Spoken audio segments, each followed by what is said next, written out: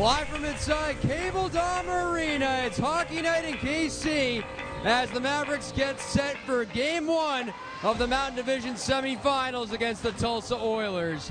Good evening and welcome everybody alongside Alex Von Coydel. I'm Joe Benson, glad you could join us tonight. The Mavericks wrapped up the regular season with a 3-2 overtime win in Idaho on Saturday. Tonight they'll get set to kick off the postseason against Tulsa for the second year in a row. Alex, a sweep for the Mavericks in Idaho last week, a 4-game winning streak to end the regular season. You have to feel good about this team heading into the playoffs. Absolutely. And Joe, it doesn't matter how good a team's record is during the regular season. Coaches say this all the time. You don't want to limp backwards into the playoffs. And the Mavericks have done anything but that. They went on that 4-game winning streak at the end of the year, like you mentioned. They went on an 8-game tear in which they scored 3 goals or more to close out the season, and they also swept a very desperate Idaho team on the road. So any way you cut it, this team ended the campaign on a high note. And like you said, Joe, you've got to feel great about where they're at heading into Game 1. It was a competitive series during the regular season between these two teams, with each team winning 4 games. Should make for one heck of a first-round matchup. It really should. Yeah, Tulsa's about as tough as a first-round opponent as it gets, Joe, especially for the Mavericks. You know, the Oilers are the only team that the Mavericks, in the division anyways, that the Mavericks didn't have a positive record against during the regular season. The Mavericks won 4 games out of 8 against Tulsa, and at home and away it was about the same, 2-2 in both cases. Tulsa's also the highest-ranked team out of all the 4 seeds, Joe. They had more points than half the 3 seeds as well. This is not your typical run-of-the-mill, sort of middle-of-the-pack 4th seed opponent. They had a plus 32 goal differential on the season, and they're absolutely going to make for a tough challenge for the Mavericks. Let's take a look at the Mavericks lineup this evening. They're going to go with 12 forwards and 6 defensemen. Jack LaFontaine will get the nod in net. Alex, it's only fitting that we start with Cade Borchard, setting franchise record this year, 40 goals on the season. One of the most elite players in the entire league. Look for him to keep things going here in this series. Yeah, what a special season it was for Cade Borchard, Joe. You know, setting aside the personal accolades and leading the league with 40 goals and clinching a franchise record with 40 goals in one season, he's just been fantastic. And, you know, scoring is tougher to come by in the playoffs, Joe. Time and space is more limited. Chances are few and far between. So if the Mavericks find themselves frustrated, especially against this stingy Tulsa defense, who better to turn to than the leading goal scorer in the entire ECHL this season in Cade Borchard? Mavericks captain David Cotton had 2 goals in Idaho on Saturday, including the overtime winner. He had 3 in the season series against Tulsa. Look for him to be a force here in this first round. Yeah, without a doubt. Cotton's another guy who's been lighting the lamp quite a bit lately, Joe. He had 6 goals in his last 8 games to close out the season. 2 goals in the season finale, including the OT winner. And, you know, he's just led by example all season, Joe, and especially towards the end of the campaign. He did not allow the team to phone it in. He really put the team on his back towards the end of the season and said, hop on, let me get the offense done. And what an end of the campaign that David Cotton had. Let's take a look across the sheet at the Oilers lineup. They're also going to go with 12 forwards and 6 defensemen. Slava Budiets will get the nod in net.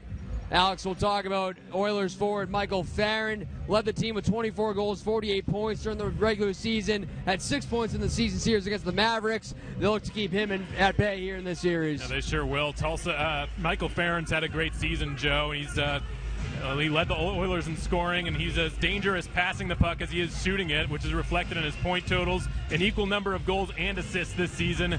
And he's somebody that the Mavericks, without a doubt, are going to have to keep a close eye on this week and throughout this series. It's the Mavericks, it's the Oilers, Game 1 coming up next.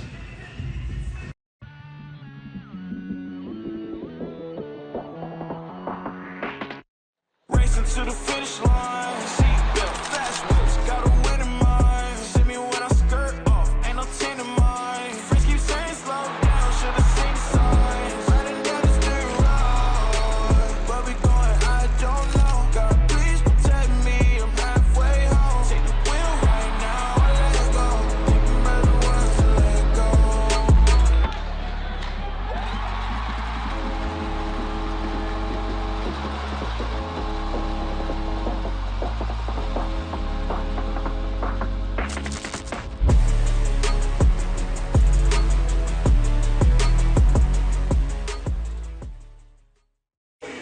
Back with you here inside Cable Dahmer Arena as we get ready for Game 1 of the Mountain Division semifinals between the Mavericks and the Oilers. Good evening and welcome alongside Alex Von Coydel, Joe Benson back with you as we welcome our viewers on KSMO, Flow Sports, and our listeners on the Mavericks mobile app. The Mavericks finished the regular season atop the Mountain Division and the Western Conference with 103 points. The Oilers finishing as the number 4 seed in the Mountain Division with 88 points. Captains David Cotton, Michael Farron participating in the ceremonial puck drop. Let's meet tonight's starting goaltenders. Jack LaFontaine will be in net tonight for the Mavericks. He stopped 27 of 28 last Friday in Idaho in a 4-1 win. The Ontario native posted 21 wins during the regular season with a 2.22 goals against and a .914 save percentage. Slava Budiets will make his pro playoff debut down to our right in net for Tulsa. He stopped 28 of 30 on Saturday in a 7-2 win in Allen against the Americans. The Russian native posted 19 wins during the regular season with a 2.82 goals against and a .905 save percentage. It'll be the Jimmy Glynn, Nolan Sullivan, Luke Lowhite line getting the start up front for the Mavericks with Nate Konecny and Thomas Farrell on the back end. And getting the start up front for the Oilers, Drew Elliott, Josh Nelson, Tyler Poulsen left to right with Jeremy Bianca-Patuka and Roman Canal on the back end. Here come the Mavericks up ice. Jimmy Glynn powers through center. Wraps it along the end boards. Let's go Mavericks, the chant right off the hop. Mavericks were in the home blacks tonight with the orange and white trim going from left to right in this first period. Oilers in the road whites with the navy and maroon trim going from right to left. And we get a whistle for a hand pass 25 seconds into period number 1. Tonight's officials, Austin O'Rourke and David Lilly, your referees. Kyle Gaspari and Carl Von Hassel are your linesmen. And so it's a brand new season, Alex, starting tonight, and this should be a terrific first-round matchup. It sure should. There's nothing quite like playoff hockey, Joe, and already you can see the intensity in this game. Tulsa committing 3 bodies very deep into the offensive zone on the first shift and hustling back on the back check. You can feel the energy in this building. Mavericks opening the series with games 1 and 2 here tonight and tomorrow night at home. It'll shift to Tulsa on Tuesday for games 3, 4, and 5. Here's Cade Borchard cruising in, left wing, driving wide, put it wide of the cage. It rims over to the near side, pinching to keep it alive momentarily was Charlie Wright. It gets wedged back out to center. Max Andreev will hand it off for Jake McLaughlin, who's playing in his 33rd career ECHL playoff game tonight. Most tenured playoff player on the Mavericks roster. Here's Andrew Lucas back in his own end, over skates the puck. Albrecht looking to reverse it up to the near corner Tulsa zone. Picked off by Cam Morrison. Goes back to the blue line. Crawford hurried one, looking for a net front deflection by Giroux that went wide. Here come the Oilers back in. Lead pass Albrecht. A backhander, and he put it just wide of the net. And he draws a penalty in the process. It's going to be a penalty shot.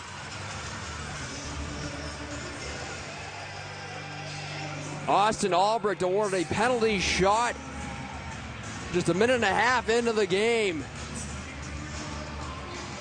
Marcus Crawford on the wrong end of a 2-on-1 there. He made the aggressive decision, skated over to challenge Reed Petrick. Petrick made a really nice play to jab the puck across to Albrecht, who was in on an uncontested breakaway. Here we go, Joe. Most exciting play in hockey. And so it's going to be Albrecht to take the penalty shot for the Oilers.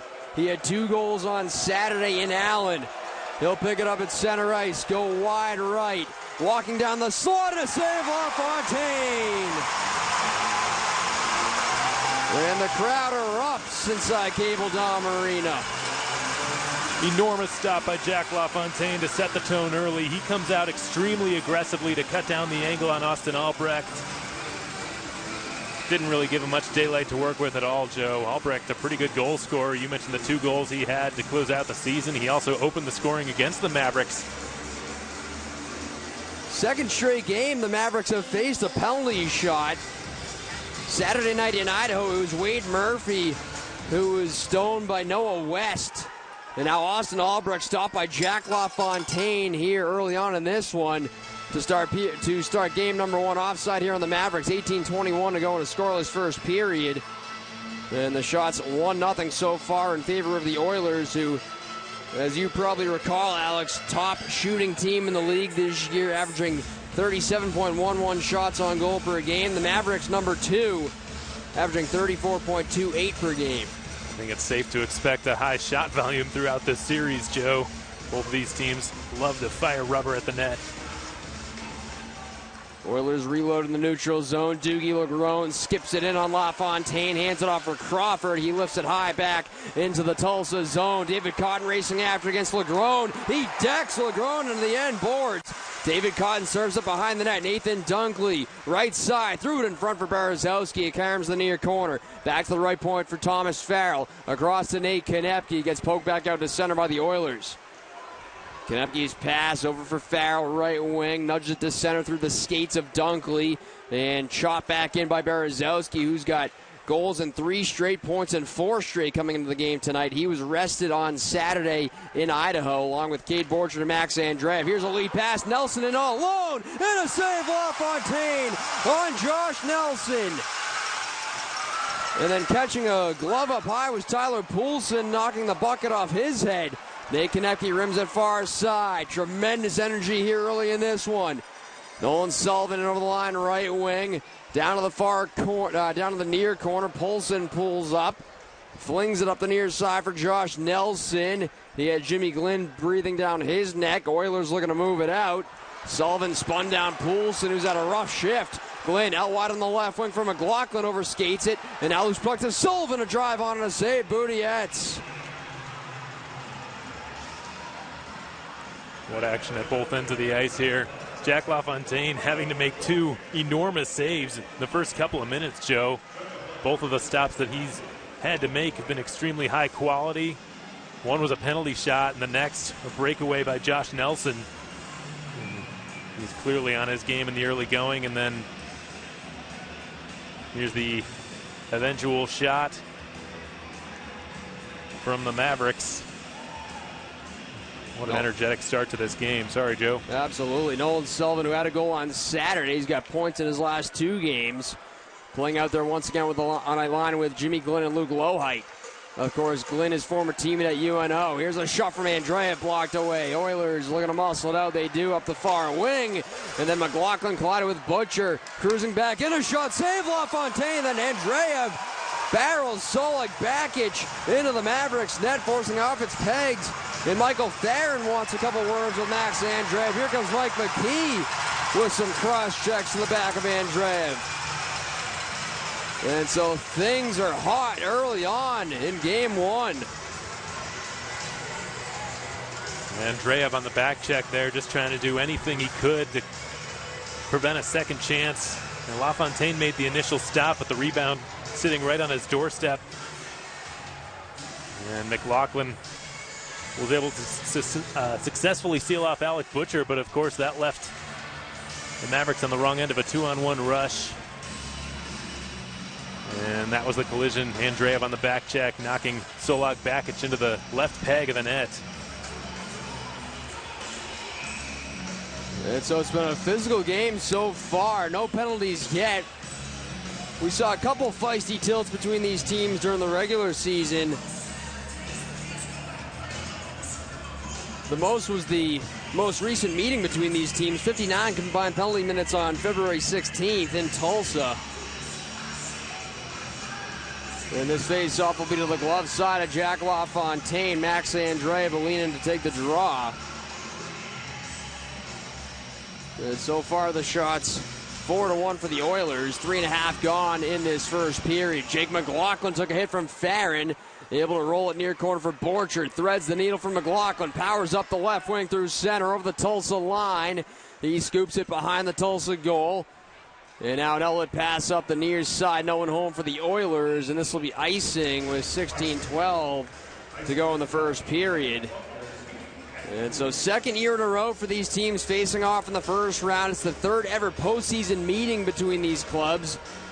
And all 3 have been in the first round. Each team has won once heading into this series. Mavericks captain David Cotton talked about that playoff-like atmosphere in Idaho last week, Alex, a series that was make or break for the Steelheads. He said it was a great way to end the regular season in anticipation of this series. And how about that overtime winner for Cotton just 9 seconds into that overtime? Yeah, Cotton deserves so much credit, Joe, for how he finished the season. He made a huge statement with his play, letting the guys know that just because they clinched a playoff spot, that was no excuse to phone it in the rest of the way. And Cotton let his actions do the talking on Saturday night. Crawford dumps it far corner, Tulsa's zone.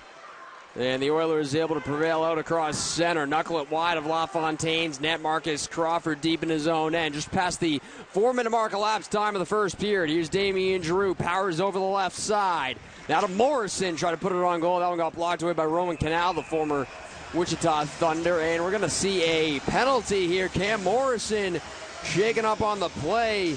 Reaching for his face. Cam Morrison back in the lineup after missing the last 23 games. It's his first career ECHL playoff game. Great to have him back in the lineup, Alex. Absolutely. And missing essentially 2 months, Joe. His last game was on February 17th. And he was such a huge part of this team. He just missed quite a bit of time, especially in the back half of the season. But great having him back. And just his second shift in the postseason draws a penalty. The Mavericks have a chance on the power play. It's going to be Roman Canal in the box for high sticking for 2 minutes, and the Mavericks Independence Power and Light power play.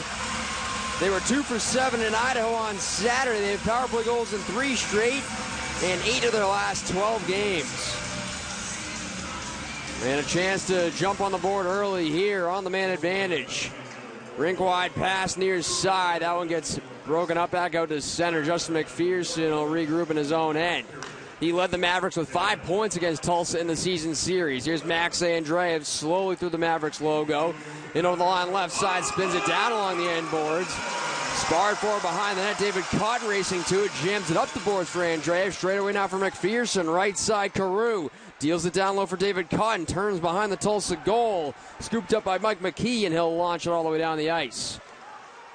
Almost 40 seconds gone on the Mavericks power play. They were the 8th-ranked team during the regular season on the power play at 20.9%, 9th at home with 25 power play goals here at Cable Dom Arena. Oilers are ranked 11th on the PK during the regular season. Damian Giroux, hands off right side for Nathan Dunkley. Back to Marcus Crawford, right point. On across for Charlie Wright. Back to Crawford straight away. Dumps it down along the end boards. Back to Giroux. Up top, Crawford. Middle of the blue line. Surveys. Crawford trading places with Giroux. High slot, shot save Boudiettes, and he'll cover it, no rebound. With 47 seconds to go on the Mavericks power play. 14:36 to go in the first, no score. And Joe, one of the other impressive things about Tulsa and the season that they've had is not only did they lead the league in shots on net per game, they've also been very strong in the defensive categories. And in the Mountain Division, outside of the Mavericks, no team allowed fewer goals this season than the Tulsa Oilers. And in large part, that's due to the stellar goaltending that they've had this season from both of their netminders. Slava Boudiettes making his professional playoff debut here tonight. 4th consecutive start for Boudiettes. He's won his last 3. 3 appearances against the Mavericks during the regular season, went 2-1, and he was tied for 4th in the ECHL with 4 shutouts. Being backed up by Talon Boyko tonight. Charlie Wright trying to go skate to stick, hacked away. Here come the Oilers racing down the right wing, and a good recovery by Charlie Wright as he closed off Solak Bakic. Here's Marcus Crawford on the move. Right wing to Dunkley over the Tulsa line. He was stood up, got it down low to Crawford. Out in front, Berezowski sliced it just wide of the cage. Now a nice diagonal feed to Marcus Crawford. 21 to go on the power play. Crawford drifting left side. Long wrist shot save. Rebound. Hacking for it was Berezowski. He couldn't get a piece of it. It was available, and the Oilers sail it down the ice with 8 seconds to go on the Mavericks power play. What a chance there, Alex. Absolutely. What a shot from the left point by Marcus Crawford. Timed it perfectly. Such a close call for the Mavericks on the man advantage. And so the Oilers are back to even strength as Canal comes out of the box. Sullivan sweeps it deep in the Tulsa zone. Jimmy Glynn belts his man against the far corner glass. Roman Canal able to muscle it out. Took a hit from Luke Lohheit. Got it back to the Mavericks blue line. Lohheit winds it up from his own end. Drops for Thomas Farrell. Swings it across for Nate Konepke. Rink wide near boards at center. Jimmy Glynn trying to corral it at the red line. Now carving through the Mavericks logo. He'll slot it far corner. Boudette's out to stop it behind his own net. 13-16 to go in a scoreless first. Alex Von Coydel, Joe Benson with you. Oilers penetrate the zone. Cutting across the slot. Brodzinski delays. Hands it off straight away. Legrone down low. Lucas steals. Shot by Brodzinski just wide. Now Sullivan after it along the far boards. Some potential fisticuffs there brewing in front of the Maverick net between McPherson and Drew Elliott, it looked like, for the Oilers. As Tulsa powers back through center on the left wing. Cade Borchardt will pick it up, slinging across from McPherson. Elliott pass left wing for Casey Carew. Drives over the Tulsa line. Sends it wide of the net. Andreev swooping in. Tried to emerge out of the corner. And now Carew is steal on the right wing. Here's Andreev, steal in the slot, shooting off the goal post. Across now to McPherson, through the seam, Borchardt a shot, and that one got deflected just wide. Andreev ringing iron. Here's McPherson, shoveled out in front, that one got blocked away. Albrecht looking clear, held in by McPherson. Flips it far circle, and it's tapped out to center by Roman Canal. And the Oilers will swap out personnel. Max Andreev with a tremendous bid there. He comes in with 15 points in 15 career playoff games. Almost opened the scoring on that last chance. Oilers pick it off at their own blue line. Alec Butcher driving back in down the near side. In front off the stick of Bakic, and it's corralled by Nathan Dunkley. Curls up the far wing. David Cotton left wing through center over the Tulsa line. Forced wide into the corner by Costantini. Curling up the near side. David Cotton still with it. Wheeling deep slot. Draw pass to McLaughlin. Backpedals near circle. Shot save made. Rebound to Berezowski. Holding, and he put it wide. Loose puck to Dunkley for Berezowski. Couldn't get a handle on it. And Bakic will move it out up the far boards. This line has continued to impress Alex for the Mavericks. This Cotton, Dunkley, Berezowski line. And we get a stoppage here with 11:14 to go in the first. Yeah, Joe, this line was dominant to close out the regular season, and they've continued that strong play here in Game 1, in large part due to Jackson Berezowski and his willingness to drive to the front of the net. He was one of the best in the business at doing that all season. He's continued to do that tonight, which is why he's already had 2 or 3 quality scoring chances, Joe, from below the hash marks. Berezowski fresh off, picking up his 101st career pro point last Friday in Idaho with a goal and an assist in that game. Like we mentioned, points in 4 straight for him coming into tonight. This was wrapped around the far side by Nelson. Back to the blue line. Long wrister from Legrone got blocked over the net. Held in near corner by Andrew Lucas. Emerging down below the Mavericks net. Had his stick swat out of his hands, and Dunkley was drilled to the ice, able to move it out, though. Cam Morrison lumbers after it near corner Tulsa's zone. Reverse to the far side for Andrew Lucas. Takes a look, then he was closed off on a good hit by Landon McCallum. And the puck winds up in the benches with 10:30 to go in the first period. No score. We'll take our first media timeout and come back after these words. Mavericks and Oilers scoreless. You're watching and listening to KC Mavericks Hockey. Living in Kansas City, we know we're part of something special. At KCTV5, we connect you to local stories that impact our lives to help you find solutions that empower you, your family, and our community. And we're live when you need us for breaking news, severe weather, Northern part of Kansas City. You need to take cover now. or working in the community to help our neighbors in need. Kansas City is our home, too. That's why we are local, live, KCTV5.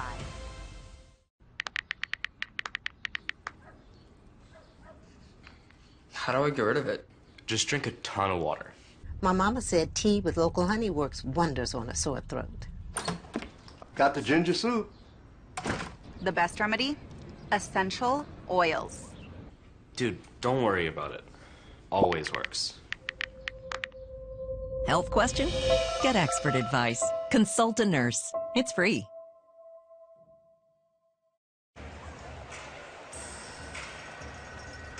Welcome back. 10:30 to go in the first period. Tonight's Dash auction item is a 2024-2025 team signed helmet For your chance to win, go to fans.winwithdash.com/Kansas City Mavericks. Tonight's auction closes at 8:30 p.m. Talking to Tad O'Hat earlier this week, he mentioned how impressive that series was last week, Alex, for the Mavericks in Idaho, shutting down a skilled offensive team and winning on Saturday without some of their key guys like Borchard and Andreev and Berezowski. Yeah, that is huge. And Idaho, Joe, had so much desperation in that series. They had to win in order to make it into the postseason. And even with that in mind, the Mavericks managed to be the more aggressive team the entire weekend and really going into the playoffs on a high note. Oilers launch it down icing here. 10:21 to go in the first period.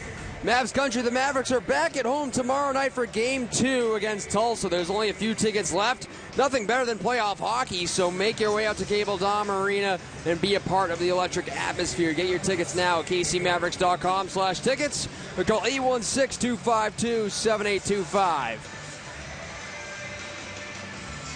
Offensive zone draw for the Mavericks. Shots are 4-4. Andreev will take this face-off against Reed Petrick. Wins it clean. Borchard back to the point for McPherson. Borchard far corner. McPherson left side. Dumps it near corner. Andreev cycles for Carew. Try to go down low to Borchard behind the net. Cut off in the corner by Petrick. Swept to the far boards. Brodzinski able to clear it out. Here's an odd man rush brewing. Albrecht a shot save. LaFontaine stopping Albrecht for the second time here in this first period on a good chance. McPherson with it, room to operate. Elwood pass up the right side, and Borchard deflects it into the Tulsa zone. Biaka Patuka on the reload. His pass goes awry to a vacant wing. Icing here on the Oilers once again. 9:38 to go in the first. And so Austin Albrecht with 2 goals on Saturday for Tulsa, picking up right where he left off with some good chances here in this first period. But Jack LaFontaine has been equal to the task on both times. 21 wins for LaFontaine during the regular season. He had 4 appearances against the Oilers, went 3-1. Yeah, and Albrecht, a very dangerous goal scorer, Joe. Back on Valentine's Day in this building, he opened the scoring against the Mavericks just 2:18 into the game. He's had a couple of really good looks in this game so far, and Joe, Tulsa's had multiple odd man rushes already. They're really trying to catch the Mavericks in the middle of line changes and trying to catch their defensemen flat-footed with speed through the neutral zone. Clean win. Here's Lowite, high slot, and a save made. Boudietz. 9:34 to go in the first period. We'll be back in a moment. You're watching and listening to KC Mavericks Hockey. Optimal performance is our goal both on and off the ice. KCOA is your home for orthopedic care in Kansas City. We have the experts and access to get you the care you need today. With over 60 providers and 7 locations across the metro, we've got the Mavs and your family covered. KCOA is proud to be the official sports medicine provider of the Mavs. Let us be your family's partner in orthopedic care. On Underdog, you can make picks and win money by picking higher or lower on your favorite players all season. Oh yeah, and you can win up to 1,000 times your money. Go ahead, take a victory lap. If you're seeing this, you can play right now in Missouri. So join the pack of over 7 million happy fans who've already signed up on Underdog. Sign up, deposit, and get up to $1,000 in bonus credits. Underdog. Make picks, win money.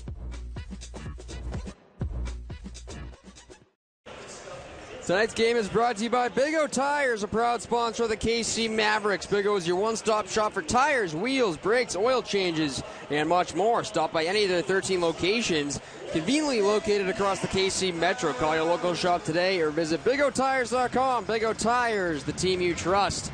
9:34 to go in the first period. No score between the Mavericks and the Oilers. Shots are 5 apiece. There were a couple other teams in action last night. Norfolk blanked Wheeling 4-0 for the second straight game to take a 2-0 series lead. Interesting dynamic there with Norfolk being the lower seed. They hosted the first 2 games. The next 5, if necessary, will be in Wheeling. And Toledo beat Indy last night 6-3 in game 1 of that series. We'll have much more on the ECHL playoffs during the first intermission. Jake McLaughlin moves it far side. Charlie Wright left wing to center for Jackson Berezowski and over the Tulsa line. And the Mavericks just a hair offside. Looks like Nathan Dunkley jumped the gun. 9:17 to go in the first. Talked about Jack LaFontaine playing in his 13th career ECHL playoff game tonight. All of them have been with KC. He's won his last 3 starts coming into the game tonight. He played games 2 and 4 of the first round against Tulsa last year. He was terrific, stopping 70 of the 73 shots he faced over those 2 games. Yeah, and during the playoffs last season, Joe, LaFontaine's play was just at another level. He was a 2.22 goals against average in the playoffs last year. Absolutely terrific, like you alluded to, Alex.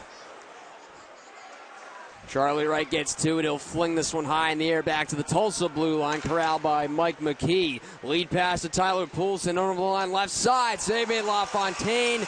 He'll hang on with 8:45 to go in the first. No score.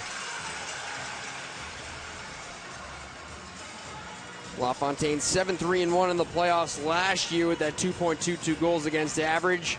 He was tied for first in the ECHL this year with 5 shutouts. And he also posted a 2.22 goals against during the regular season this year. Look there at the bid from Tyler Poulsen, who was second on the Oilers this year with 22 goals. He only played once during the playoffs last year in the first round against the Mavericks. Playing for his 3rd Mountain Division team. He's also been a part of the Allen Americans Rapid City Rush. Nate Konepke closed off near corner of the Mavericks zone. Sean Olsen, backhander, turned aside by LaFontaine. Left wing pass to center for Damian Giroux. Landon McCallum giving chase deep in the Tulsa zone, battling with Andrew Lucas. Reed Petrick joins the fray, far corner. Loose puck out in front, and it's flipped to the line but not out by Doogie Lagrone, sent wide by Thomas Farrell. Cam Morrison gets to it left wing. Back to Konepke, who hurries one. That one got blocked in front. Another try, and a save made. Rebound, a save on Giroux by Boudiettes. What a chance for Damian Giroux. And the Oilers are going to ice it.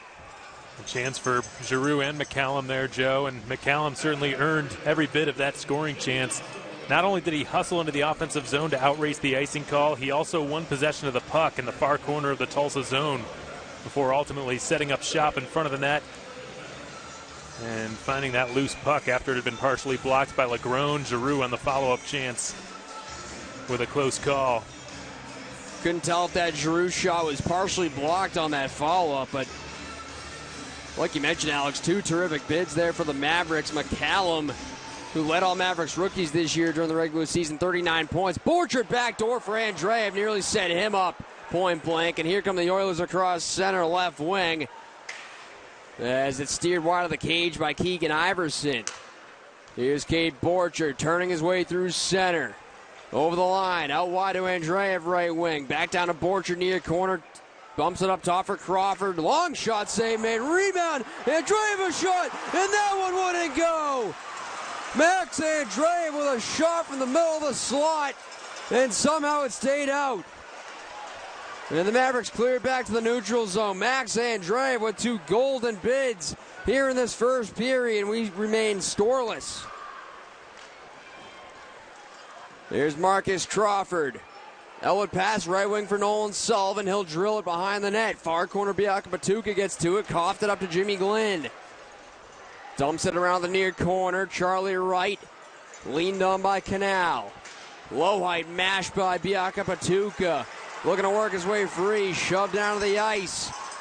Lohite reaching in along with Nolan Sullivan. Under 7 minutes to go in the first. Lohite continuing to be harassed by Biaka Patuka. It's eventually wedged free, and the Oilers play it to the line. Not out. A steal by Charlie Wright. Wrist shot. That one blocked over the net. Stays in play. Luke Lohite jabs it out in front, and we're going to get a penalty here. The signal is a hook. And it looks like it's going to be on Nolan Sullivan.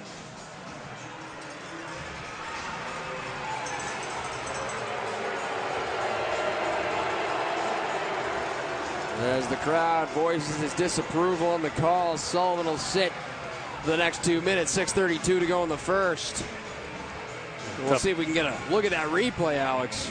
Yeah, it's a tough break for the Mavericks, Joe. You never like to take a penalty when you have possession of the puck in the offensive zone. And we'll see if we get a better look at the hooking infraction against Sullivan. There it is. Getting his stick around the midsection there. He's going to have a seat. One of the Mavericks' better penalty killers in the box. The Mavs to the PK, facing a top 5 power play unit from this season. They set it up in the high slot for Reed Petrick. Jammed back down low by Lucas. Corralled by Brodzinski. Petrick in the circle. And a great play by Dunkley to take away the passing lane. Here's Olsen back up with it. To the point, across to Lucas straight away. It fumbles over his stick and back out to center.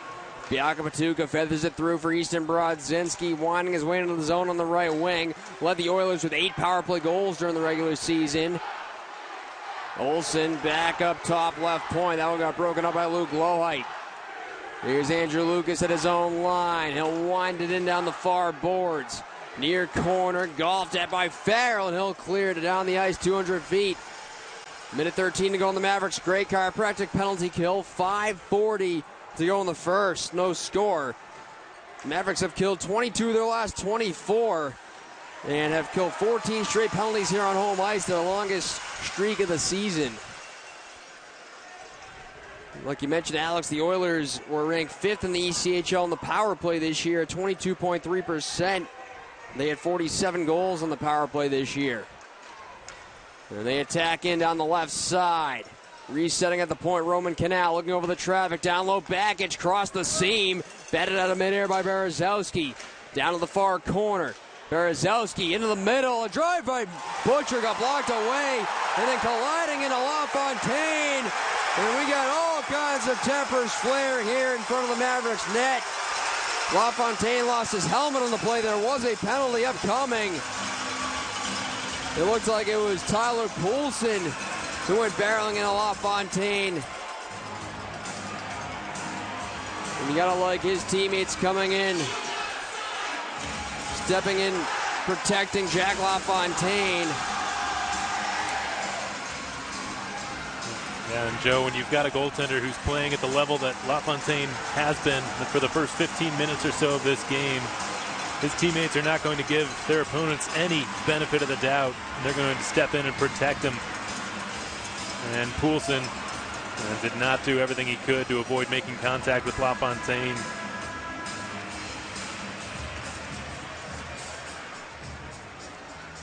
We're going to step aside with 4:59 to go in the first. We'll sort it out for you when we come back. This is KC Mavericks Hockey.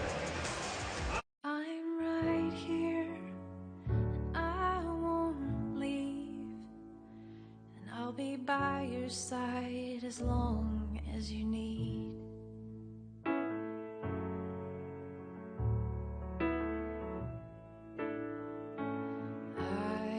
won't let you feel alone. I won't let you feel alone.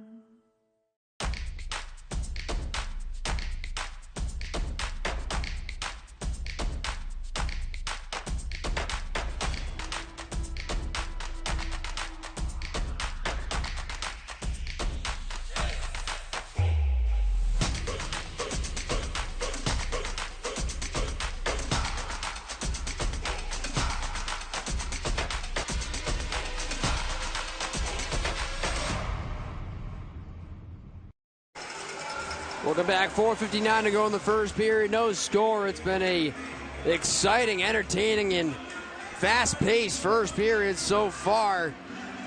That's Mavericks associate coach Riley Wazalowski with the dry erase board out at the Mavericks bench. We're going to play 4-on-4 for the next 27 seconds.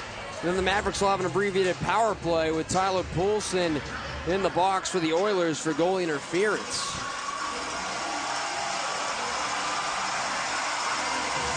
It'll be Nathan Dunkley to take the draw against Josh Nelson, Mavericks offensive end. Terrific crowd on hand here tonight. Lots of energy in this building. Under 5 minutes to go in the first period. Oilers lug it out across center. Roman Canal in over the KC line, right wing. Try to drop it down the boards. Cut off by Nathan Dunkley. Starts back out through center. Charlie Wright on the move. Advancing into the zone on the right wing. Pulls up at the hash mark. Charlie Wright shoved down, able to get it back for Crawford, though. Near circle, Dunkley turning out high. Dunkley down the slot, save made, Boudiette.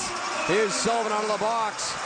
And Damian Drew off the bench, and so the Mavericks on the power play for 1:23.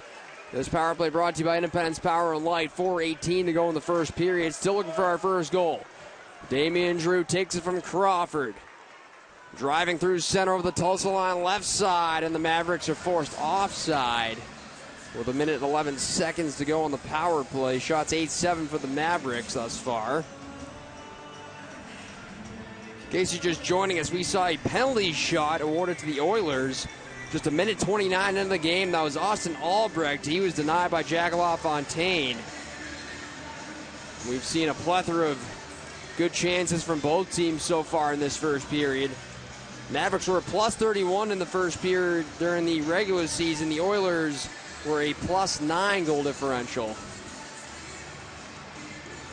Last year during the first round, the Oilers scored first in 3 of the 4 games. But of course, the Mavericks emerged victorious in a 4-game sweep. Very tight series, though, with every game being decided by just 2 goals or less. Sort of the way this regular season series has gone between these two rivals as well, Joe. Both teams winning 4 out of the 8 contests. Here's Max Andreev left wing for David Cotton. Back for Andreev on the half boards. Up top for McPherson. Andreev turning off the half wall. Down low for Borchard. Up top for McPherson straight away. This way for Carew. Right circle. Shot save made. And Bakic flips to the line. Not out. A great keeping by McPherson. Casey Carew draws it back from McPherson. Over for Andreev. Drifting. Cade Borchard pops out. Wrist shot. That one caught the glass. McKee fields it off the end boards. It's still loose out in front, and it's eventually spun down the ice by Tulsa with 9 seconds to go in the Mavericks power play. 3:05 to go in the first period. What an incredible keep at the blue line by Justin McPherson, batting that puck out of midair. We've seen 3 spectacular keeps at the blue line now, Joe, by Mavericks defensemen. Here's Cam Morrison, lumbers in left wing, try to sling it down low. Damian Drew arrives on the scene. Cycles it down low behind the Tulsa net, racing after it. Landon McCallum funneled up the near side, and then Tyler Poulsen was bottled up in the corner by Cam Morrison and Landon McCallum. Approaching 2.5 to go in the first period. Morrison looking to dig it free, got it to Giroux, touch pass McCallum near corner Tulsa zone. McCallum starts the cycle with Morrison. Up top, Farrell unloads one, glove save, Boudiette. He'll hang on. Thomas Farrell also playing in his first pro playoff game here tonight. He was a +15 in 22 games with the Mavericks. After coming over from the Indy Fuel, had 3 assists as well. Guy that had so much grit and reliability on that Mavericks blue line. And the Sullivan-Glenn Lohite line back out there. Sullivan had joined the Mavericks late in the season last year. And had a great first full season of pro hockey with the Mavericks this year. Here come the Oilers. Reed Petrick pulls up, slings it wide off the end boards. Trying to corral it was Austin Albrecht. Albrecht back in deep, centering pass, and that was broken up by Charlie right at the doorstep. Lohite works it free for Jimmy Glenn. He's got room to operate across center on the left wing. And Glenn will flip it high down behind the Tulsa net. Canal reversed it far corner for Biaka Patuka. Pass went awry. Crawford hurried one. That one got blocked away by Reed Petrick far corner. Crawford nearly kept it in on the left wing. And it's back out at center. Brodzinski flips it near side. And over the line was Austin Albrecht. Off the end boards, a bad angle shot by Butcher wouldn't go. Corralled by Michael Farron. Back to the blue line. Holding on with McKee. Across. Far circle. Shot save LaFontaine on Bakic. And then he took a jab, and one of the Oilers out in front. Looked like it was Alec Butcher. Well, we got all kinds of extracurriculars brewing after this whistle. Solik Bakic tangled up with Marcus Crawford on the ice. Several other players tangled up away from your screen as well. It's one thing we've seen on this side of the ice, Joe, a lot more than on the other side, is pushes and shoves around the crease. The Mavericks defensemen and forwards doing everything they can to keep the Oilers from screening their goaltenders and looking for loose pucks and rebounds.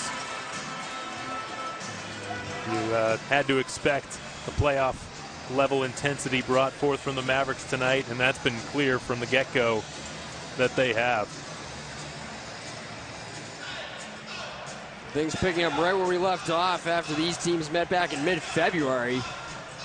That was the last time they met, February 16th at the BOK Center in Tulsa. Jack LaFontaine doing a great job there. Alex just staying square to that shot, and then just a pile of humanity developing in front of him after that whistle.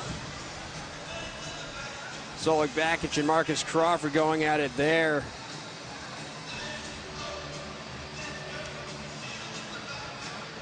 Yeah, this is what playoff hockey's all about, Joe. You have to earn every square inch of ice, especially in the high-value areas like that. And against a team like the Mavericks, who've done a nice job of protecting their goaltenders all season, you are not going to be allowed within a few feet of LaFontaine without earning it.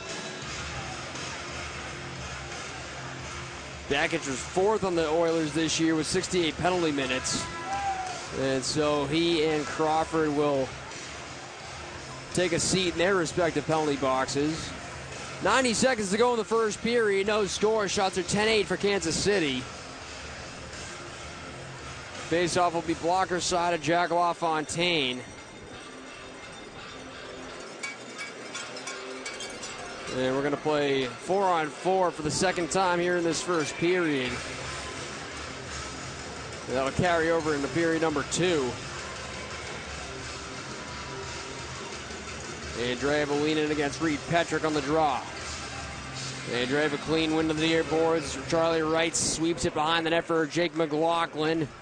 They'll leave it far corner for Max Andreev.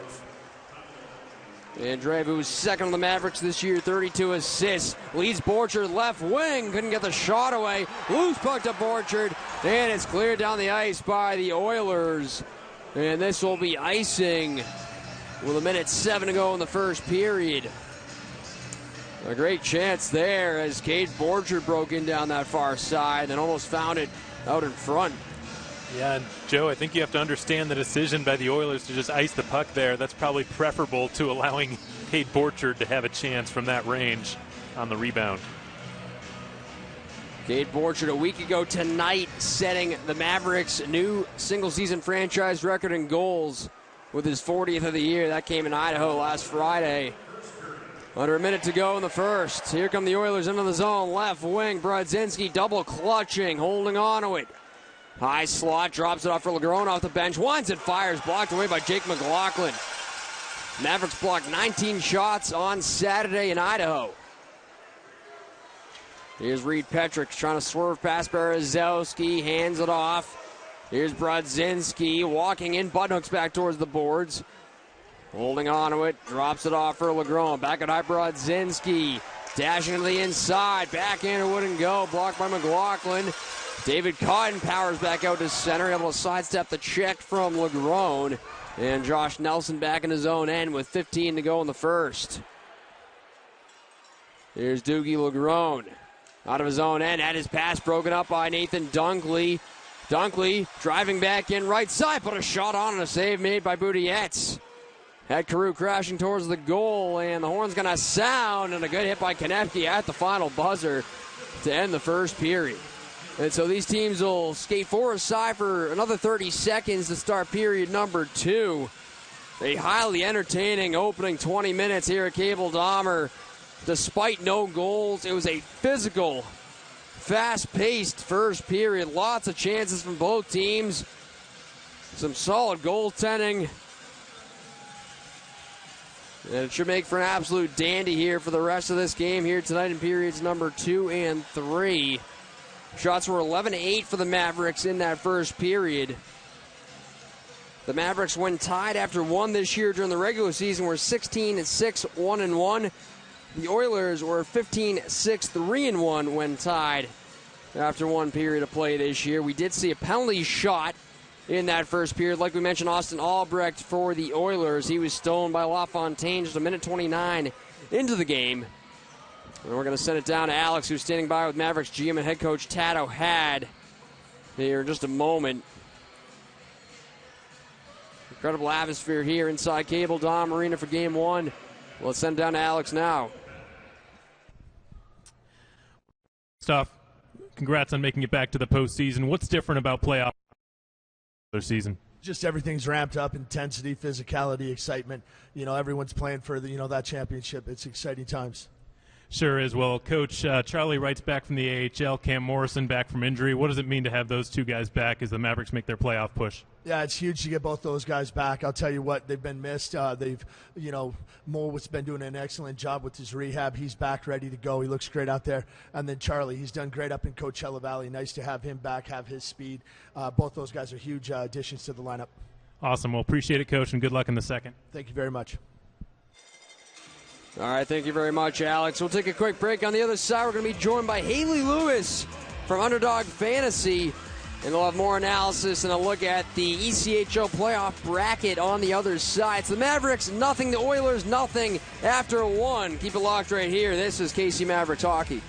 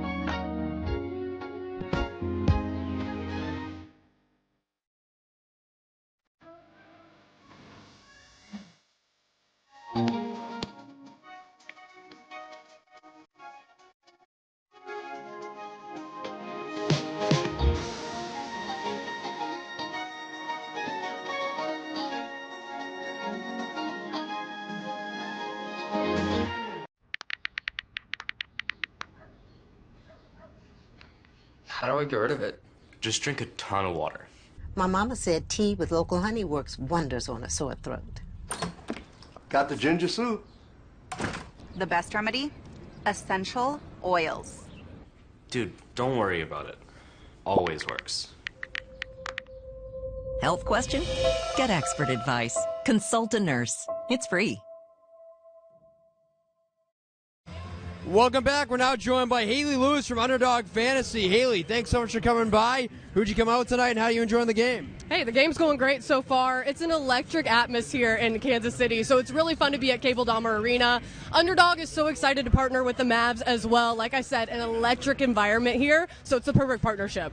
Well, it's your first time out, Haley. What do you think of this Mavericks team? You mentioned the atmosphere. It's game one of the playoffs.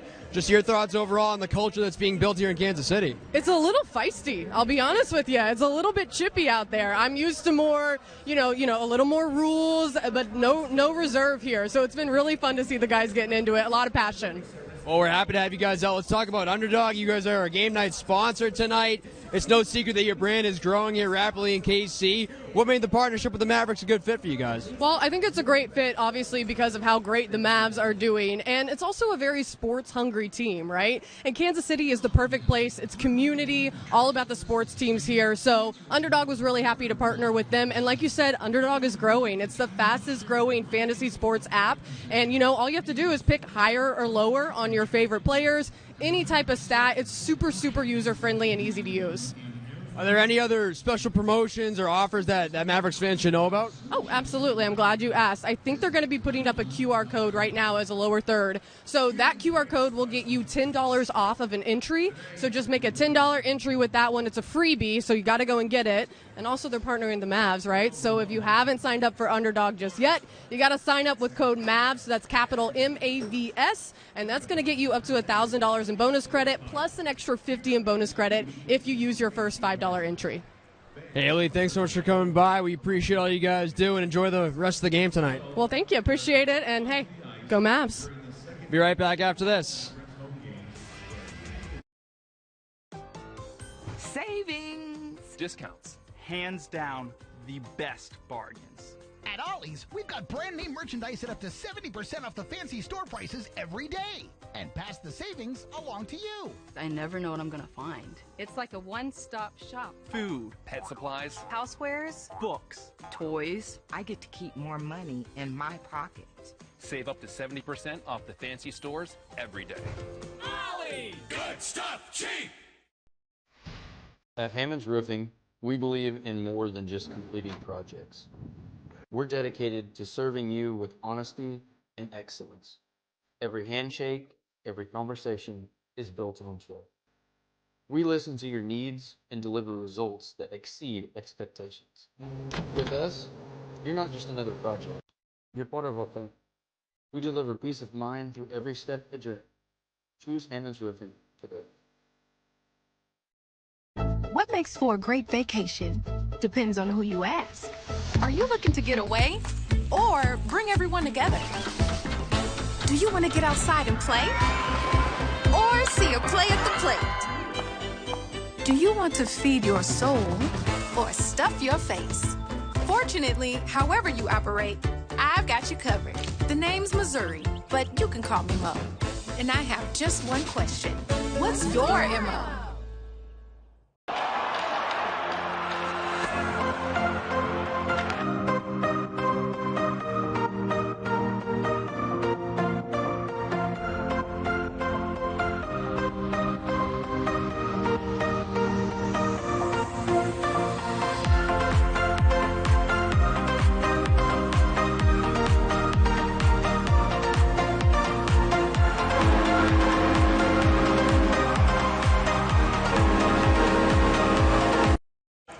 Welcome back inside Cable Dom Arena. First intermission. No score between the Mavericks and the Oilers here in Game 1 of the Mountain Division semifinals. These teams will have 30 seconds left on a 4-on-4 to start period number 2. And Alex, what a terrific first period of hockey that was. No scoring, but plenty of entertainment for the home crowd here inside Cable Dahmer. Yeah, I think the fact that you've got goose eggs in the goal column on both teams, Joe, is pretty remarkable. Certainly misleading based on how that first period went. Even the shot totals look lower than it felt just because of how many high-danger chances there were in the opening 20 minutes. And you got to love the physicality as well, Joe, all the way through. This game has the feel of a playoff game. There's no question about it. Well, let's take a look back at some of what we saw during that first period. Shots were 11-8 for the Mavericks in the opening 20 minutes. And it didn't take long for the chances to start. This was Austin Albrecht on a penalty shot. And LaFontaine stayed square to him the whole entire time. He really did. Excellent goaltending by Jack LaFontaine. Just a minute and 29 into the game, and he's tasked with facing down a penalty shot. We saw more chances from the Oilers, including a net front drive there by Bakic taking off the net, and then a chance by Berezowski at the other end. He had a couple of chances. Here's another one, just missing on that puck in front. And then how about this bid from Cade Borchard? Max Andreev had one as well. We'll see if we get a look at that later on. Here's another chance from Albrecht, who was one of the better forwards for Tulsa in that first period. Yeah, he was. And, Joe, the bulk of the Mavericks' chances came from setting up in the offensive zone and getting point shots, screens, rebounds, and there was possibly Buttigieg's best save of that first period. I'm not sure. Just spinning around. Slava Buttigieg, maybe one of the saves of the year. There denying Max Andreev, who hit a post earlier on in the period, Alex. So some golden chances for Max Andreev in that first period. Taking a look at the 2024-2025 Kelly Cup playoff bracket.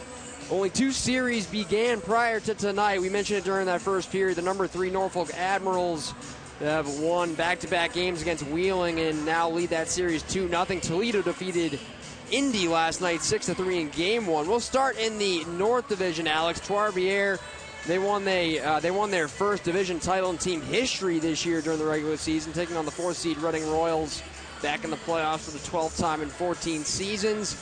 Should be a dandy out east in the South Division. South Carolina, the Brabham Cup winners as the league's top team during the regular season. 52 wins, 109 points, taking on number 4 Orlando. Third times that those teams are meeting in the postseason. And then you have number 2 Florida and number 3 Jacksonville meeting for the 4th straight year and the 5th time since 2019. Florida trying to win its 4th straight Kelly Cup. And we'll see if Jacksonville can gain the upper hand on Florida here this year in the first round. Yeah, that should be an excellent series, Joe. Both of those teams very strong during the regular season. Florida 49-15-8 during the season. Jacksonville 42-22-8. And Florida sort of expected to be the top seed in that division, Joe, but with the run that the Stingrays went on to close out the season, which was just remarkable, they propelled themselves into first place and, as of right now, are leading the Orlando Solar Bears at the end of 2 periods in South Carolina. Moving out west, Toledo and Indy meeting in the playoffs for the 3rd time. The Walleye have swept the Fuel in each of their previous 2 postseason series. 9th straight playoff appearance for the Toledo Walleye. They're up 1-0 like we mentioned in that series. Number 2 Fort Wayne taking on number 3 Iowa, who has reached the playoffs for the first time in their 4-season history. Fort Wayne went 3-1-1 against the Iowa Heartlanders in the season series. Of course, the Mavericks and the Oilers meeting in the first round for the 2nd straight season, and for the 3rd time ever. Each team has won once. And then lastly, number 2 Wichita taking on number 3 Tahoe.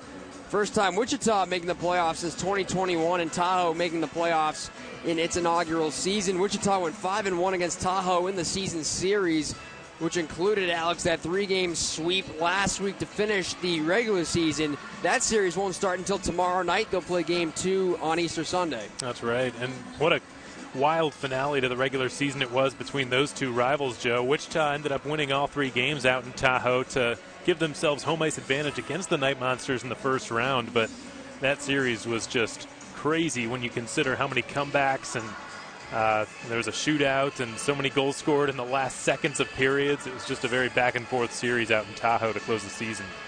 Let's check in on the out-of-town scoreboard. A lot's going on across the ECHL slate here tonight in this first round. Well, there sure is, Joe. Well, the 3rd period just having gotten underway in Trois-Rivières, Quebec tonight. The Lions hosting the Reading Royals, and the Lions just pulled ahead by a 3. They now lead 3-2. Graphic not updated just yet, but the Lions have regained the lead. A goal scored by Justin Ducharme at minute 30 into the 3rd period. Heading down to South Carolina, the Stingrays hoping to extend that winning streak into the postseason. They're off to a good start. They lead 3-1 through 40 minutes, hosting the Orlando Solar Bears in Charleston. The Toledo Walleye leading by a 3-2 score. They also lead in the playoff series as well over the Indy Fuel. And the Florida Everblades hosting the Jacksonville Icemen at the moment. Jacksonville up 2-1 with 7:49 to go in the 2nd period at the Hertz Arena in Estero, Florida tonight. And finally, the Iowa Heartlanders leading the Fort Wayne Comets by a 2-0 score with time slowly winding down in period 2. And check that, it looks like they just made it 3-0, so the Heartlanders off to a very good start to their first ever trip to the Kelly Cup playoffs. And Joe, that wraps up your out-of-town scoreboard update. Thank you very much, Alex. Let's take a quick look at a snapshot of some of the Mavericks' accolades this year. Too many to fit on one screen. We'll give you a couple of them. Mavericks finishing atop the Mountain Division in the Western Conference, 2nd year in a row. They posted 8 shutouts as a team this year, which tied an all-time franchise record. Tato had picked up his 187th win on March 1st, making him the winningest coach in the history of pro hockey in Kansas City. Also picked up his 200th win with the Mavericks this past Saturday. Jack LaFontaine, 5 shutouts this year, which led the league. Our very own Victor Osman, of course, made his NHL debut with the Seattle Kraken last week. And Cade Borchard, another spectacular year, netting 40 goals in just 58 games. And no surprise being named to the All-ECHL 2nd team. We'll have your 2nd period for you on the other side. Keep it locked right here. This is KC Mavericks Hockey. Optimal performance is our goal both on and off the ice. KCOA is your home for orthopedic care in Kansas City. We have the experts and access to get you the care you need today. With over 60 providers and 7 locations across the metro, we've got the Mavs and your family covered. KCOA is proud to be the official sports medicine provider of the Mavs. Let us be your family's partner in orthopedic care.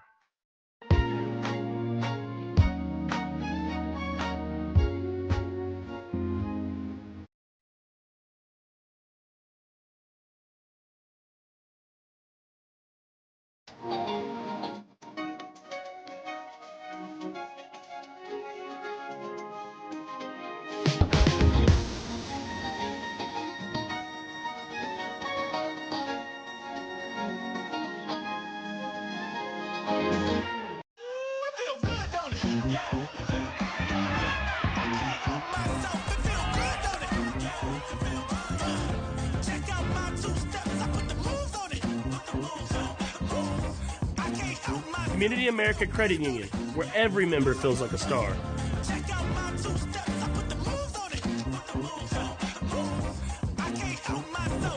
Member owned, open to all. Community America Credit Union, invested in you. I'm right here, I won't leave, and I'll be by your side as long as you need.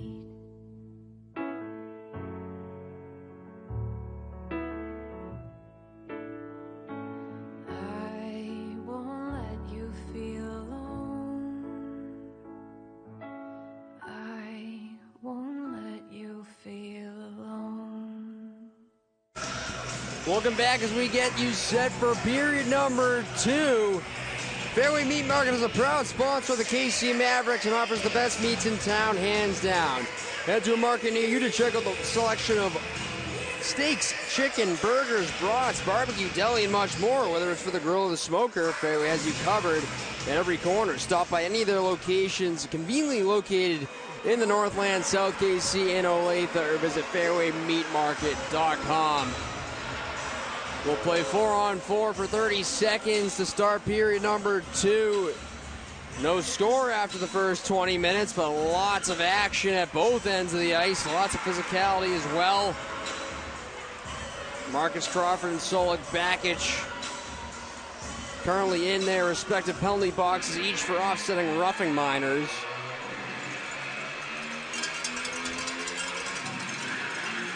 We saw Austin Albrecht get awarded with a penalty shot just a minute 29 into that first period. Jack LaFontaine, though, was equal to the task. He stopped all 8 shots he faced in that first period. Slava Budias was terrific at the other end, stopping all 11 shots that he faced in net. In his first period of a pro playoff hockey game.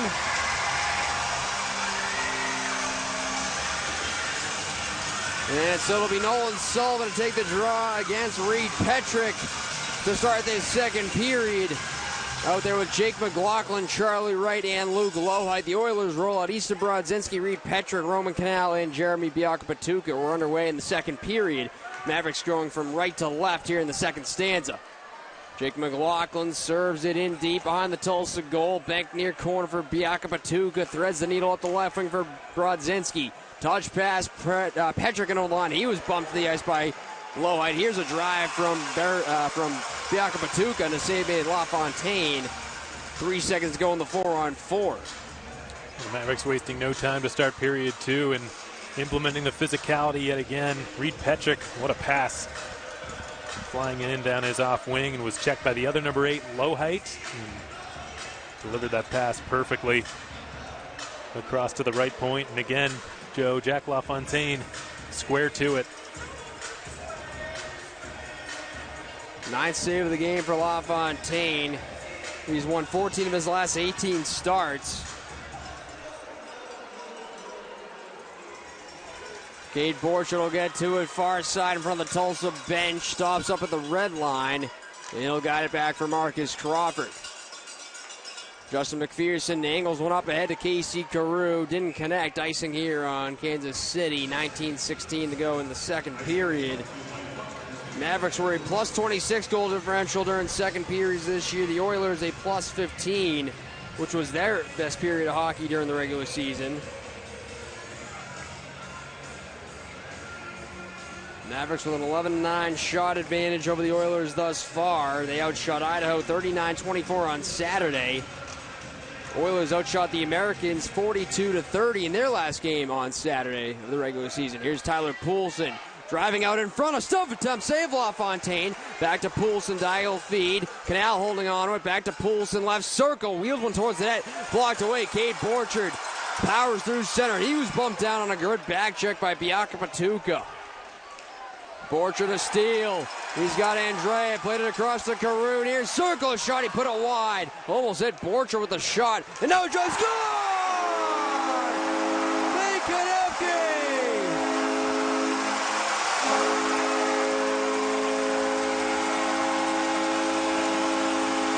And the Minnesota native wires it home from the high slot. And the Mavericks strike early in the second period to take a 1-0 lead. Absolute howitzer from Konecny. No nonsense at all. Great effort by Cade Borchard after he was knocked down on what could have been a breakaway. And you called it, Joe. He had to sort of duck out of the way of that Carew shot that misfired, but Konecny not misfiring in the slightest. That was a rolling puck. It was not flat when he pulled the trigger. And the defenseman who led all Mavericks defensemen in goals during the last year's playoffs gets the ball rolling for the Mavericks. It's 1-0 KC. Nate Konecny played 69 games during the regular season. He missed the last 3, and he comes back with a statement here tonight.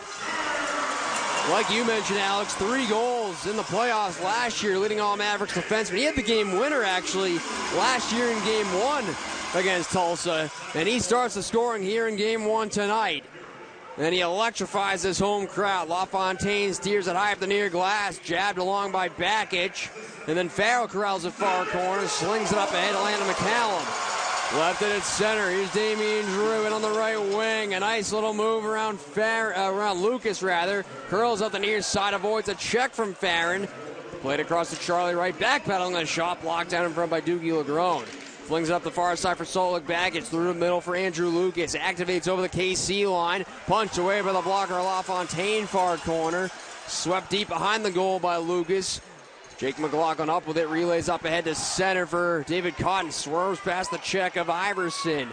Dunkley draw past to Berezowski. Drives it down low behind the Tulsa net. Then Cotton collided with Lucas. Lead past the center. Iverson plays it right wing over the line. Here's a shot by McMaster that gets blocked out of play. 17-19 to go in the second period, and so it's Nate Konecny giving the Mavericks the 1-0 lead at the minute 16 mark of the second from Cade Borchard and Casey Carew. The Mavericks were 39-6-1-1 when scoring first this year. And Konecny picks up the goal here in Game 1.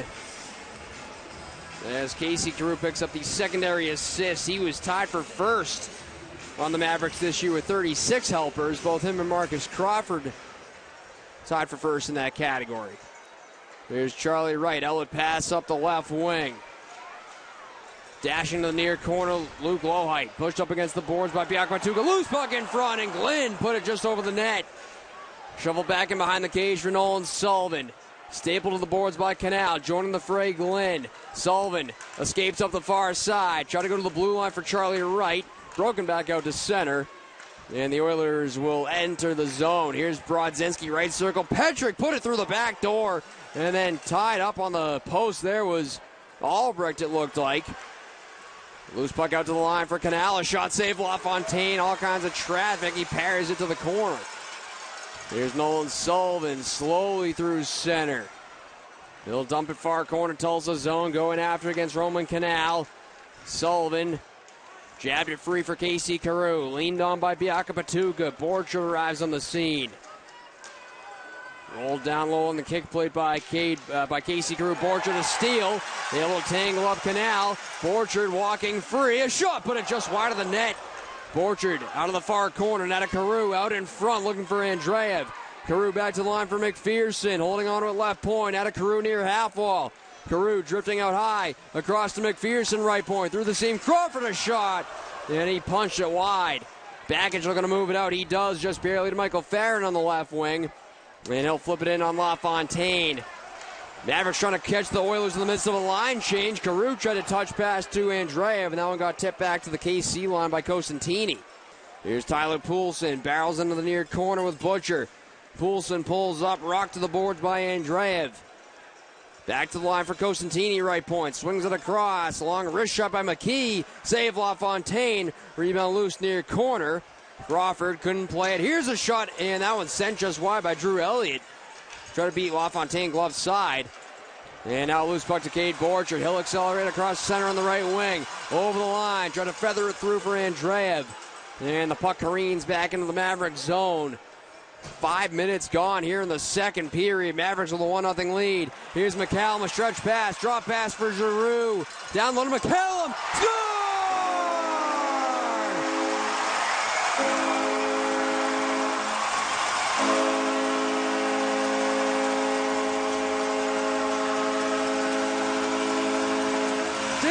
Giroux threw it down low and knuckles into the net. And the Mavericks take a 2-0 lead, 14:52 to go in the second. Well, Joe, the Mavericks have been doing a great job in this second period of taking advantage of the longer line changes.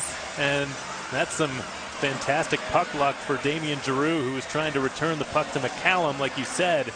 Goes off the stick of Andrew Lucas, the Tulsa defender, and is able to hoodwink Slava Budiets and just barely cross that goal line. And Damian Giroux, who had scored 10 points in his last 11 regular season games, giving the Mavericks a 2-0 insurance lead. And so Damian Giroux with the tally to give the Mavericks some insurance. Landon McCallum picks up the primary assist.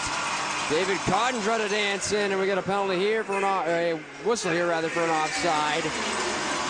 And Nate Konecki picks up the secondary assist, so his second point of the period. Damian Giroux, who had 3 goals against the Oilers in the season series, tied for the team lead. He was second on the Mavericks this year with 26 goals. Picks up his 3rd goal of his Kelly Cup playoff career. He had 2 goals last year in 6 games with the Jacksonville Icemen. And so the Mavericks with a 2-0 lead here in the second. Here's Jake McLaughlin, draws it to the near corner. Dunkley pulls up, looking for a lane. Goes down low to McLaughlin, up top, Cotton, across now to Charlie Wright. Rolls into the near corner, net off its pegs. We get a whistle here, 14:06 to go in the second. Giroux's goal comes at 5:08 from McCallum and Konecki. Shots are 6-3 here in the second for the Oilers, with the Mavericks with 2 goals so far to take a 2-0 lead. And the crowd has absolutely erupted both times. Yeah, the Mavericks may have fewer shots in this period, Joe, but they've had higher quality ones. And as of right now, they're winning the vast majority of the 50-50 pucks in the offensive zone. That's why they're generating so many high-danger chances.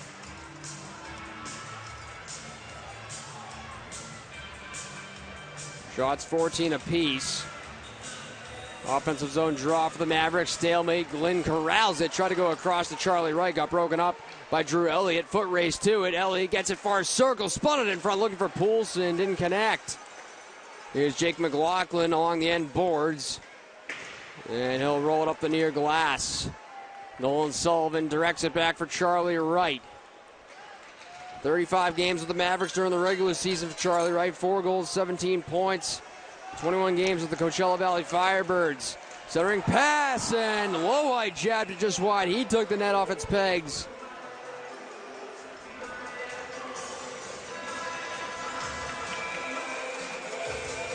And they're going to prevent the Oilers from making a line change here. We're going to keep it with you here. 13:31 to go in the second period.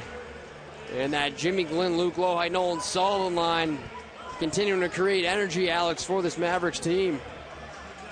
Yeah, that whole line, Joe, ever since they've been put together, just been a catalyst for this Mavericks squad. And is it me, or does it seem like the nets are coming off their pegs quite a bit more often than we usually see? Yeah, it does seem like that. Here's Borchard, a shot that just went wide. Seam past Casey Carew near circle, trying to feed Borchard, who was cruising down Main Street. corralled by Austin Albrecht, and he'll clear it down the near glass into the Maverick zone.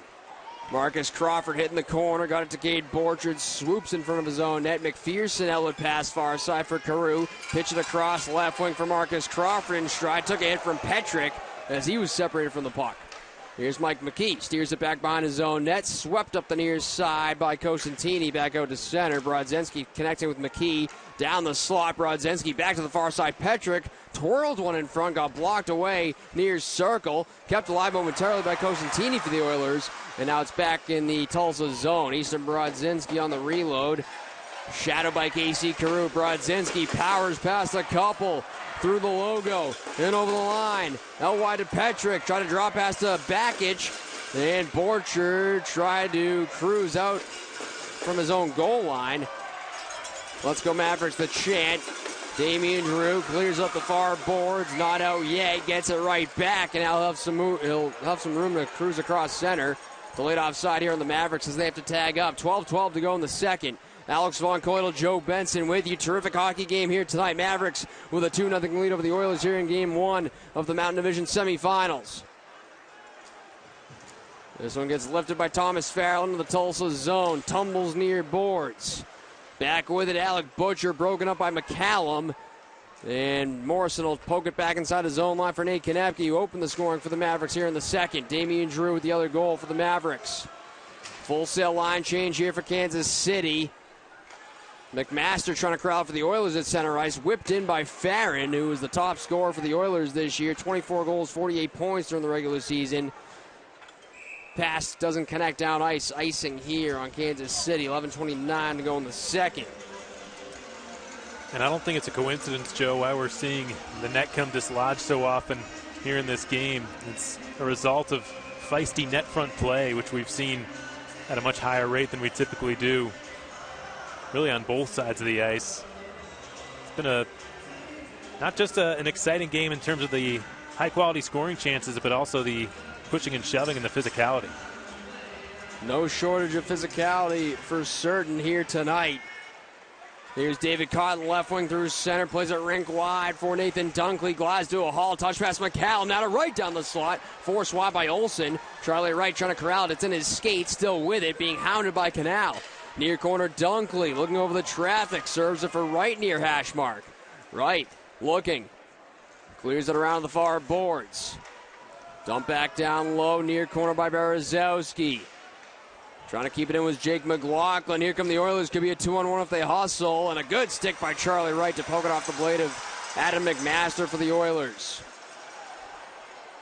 Alex, you talked to Tad O'Had there during the first intermission. Great to have guys like Charlie Wright and Cam Morrison back in the lineup here tonight. It sure is. They've already made their presence felt, Joe. Dunkley gliding in a shot. That one blocked wide by McKee, it looked like. David Cotton spins it along the end boards. McKee had Berezowski stick tied up. And he'll slide across for Cosentini. Flubbed on the outlet pass, intended for Nelson. And it rolls back into the Tulsa zone. Mike McKee back on it. 478 games played during the regular season in his career as an Oiler. Icing here on Tulsa. That's the second most all-time in Tulsa franchise history, playing his 32nd ECHL playoff game tonight, Mike McKee. This faceoff will come back down into the Mavericks offensive zone with 10:10 to go in the second.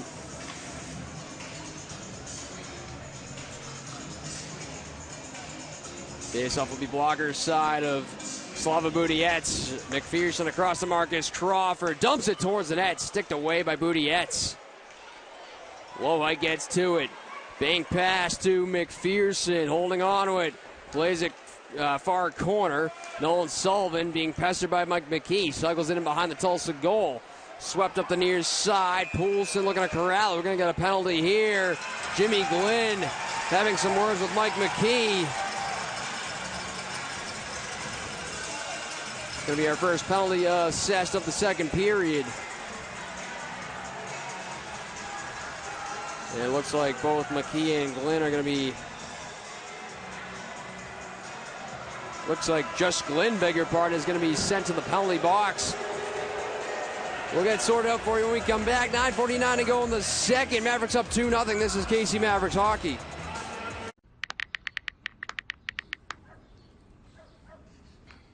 How do I get rid of it? Just drink a ton of water. My mama said tea with local honey works wonders on a sore throat. Got the ginger soup. The best remedy? Essential oils. Dude, don't worry about it. Always works. Health question? Get expert advice. Consult a nurse. It's free. On Underdog, you can make picks and win money by picking higher or lower on your favorite players all season. Oh yeah, and you can win up to 1,000 times your money. Go ahead, take a victory lap. If you're seeing this, you can play right now in Missouri. So join the pack of over 7 million happy fans who've already signed up on Underdog. Sign up, deposit, and get up to $1,000 in bonus credits. Underdog. Make picks, win money.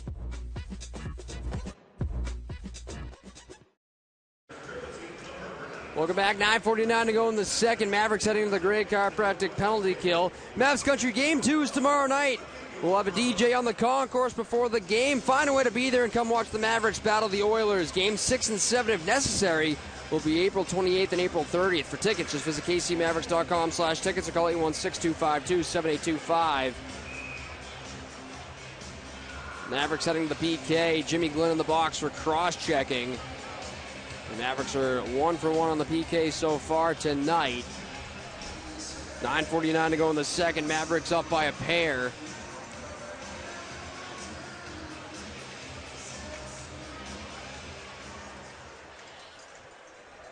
Nate Konecki looking to power up the near side, and he will launch it all the way down the ice in on Boudietz. Oilers were a 5th-ranked power play in the league this year during the regular season at 22.3%. 1 for 3 on Saturday in Allen. They have power play goals in 3 straight games, 7 goals over that stretch on the man advantage. And the Mavericks get to it and clear it all the way down the ice thanks to Max Andreev. Minute 25 to go in the Mavericks PK, 9:12 to go in the second. Here's Biaka Patuka, feeds it left wing of the KC zone, back out high for Brodzinski. Surveys, draws it to the near boards. Hands off for Lucas, back to Brodzinski, down to the goal line. Olsen takes it behind the net. The big power forward, leaned on by Andreev. He hits the deck, did Olsen. Hits the deck again as he was dumped to the ice by Konecki. And Andreev clears it down the ice. 52 to go in the Mavericks PK. Nothing doing so far for Tulsa on this power play.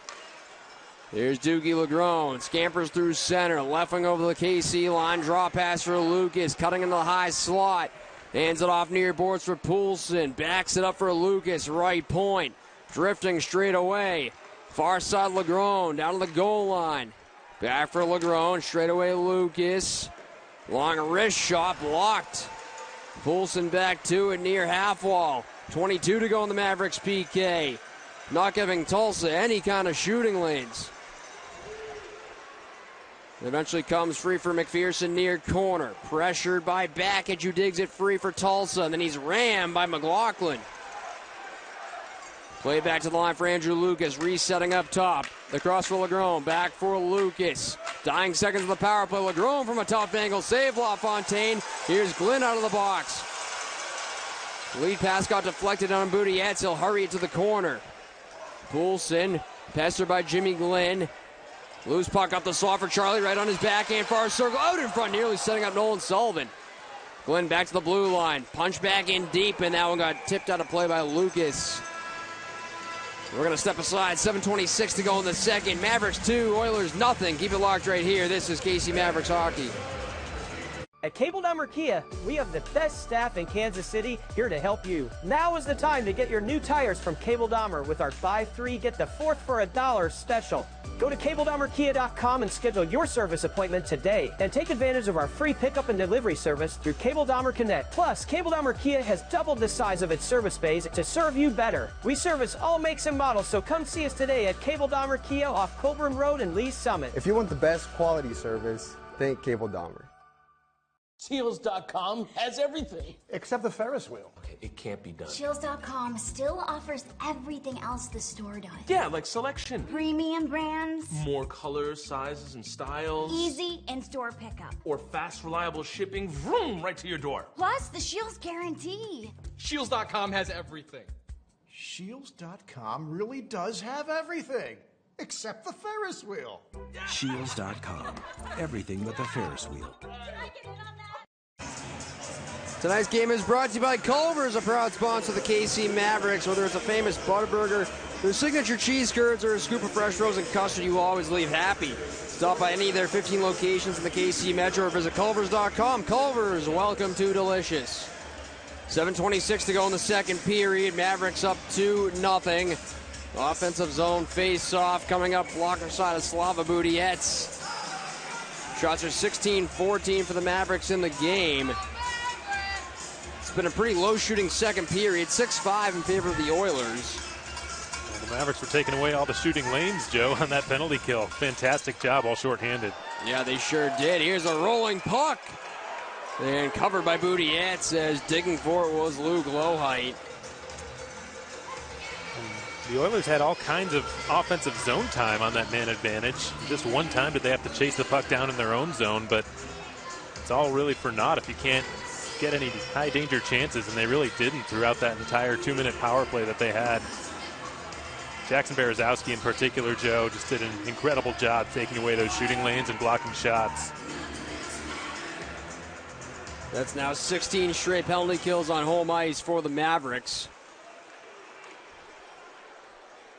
As this one carries back into KC territory, corralled by Charlie Wright. Banks it around the cage for Marcus Crawford. Hoists it back out to the neutral zone, fielded by Anthony Costantini, who had 20 assists, no goals during the regular season for the Oilers. Butcher back in the zone for Bakic, carried off his skate, picked up by Crawford, leads Glenn up the right wing, out of his reach. Burrows in after it against Mike McKee. Those two were tied up on that previous sequence that sent Glenn to the penalty box. Here's Butcher connecting with Farron far side, puts it towards the net, save LaFontaine. And then he had Bakic sliding into him. Nate Konepke activating through center over the Tulsa line left wing. Able to step past Petrick. And it's eventually picked up by Jeremy Biakapatuka. Started the year with the Florida Everblades. And he's been terrific for Tulsa this year, leading the back end, 32 points during the regular season. Driving wide, Albrecht. Bumped off the play by Konepke. Up the near side, driven just wide by Biakapatuka from the right point. Brodzinski deals it down low. Konepke wrapped up his man, Albrecht, along the end boards. Joining the fray now, Reed Petrick for the Oilers. To his side, jostle near corner. Under 6 minutes to go in the second period. Mavericks able to wedge it out. Brodzinski pulls up at his own blue line, connects left wing. Albrecht fired a shot. That one got blocked up and out of play. And we will step aside. 5:46 to go in the second. Mavericks up 2-0. You're watching and listening to KC Mavericks Hockey.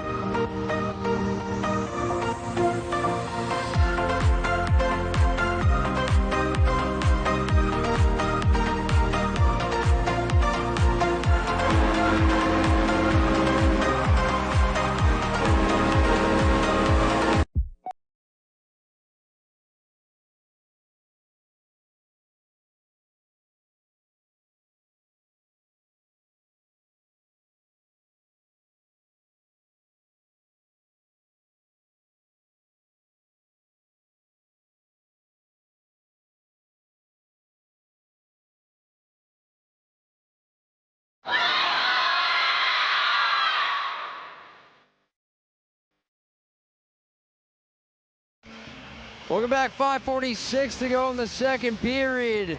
Mavericks with a 2-0 lead over the Tulsa Oilers.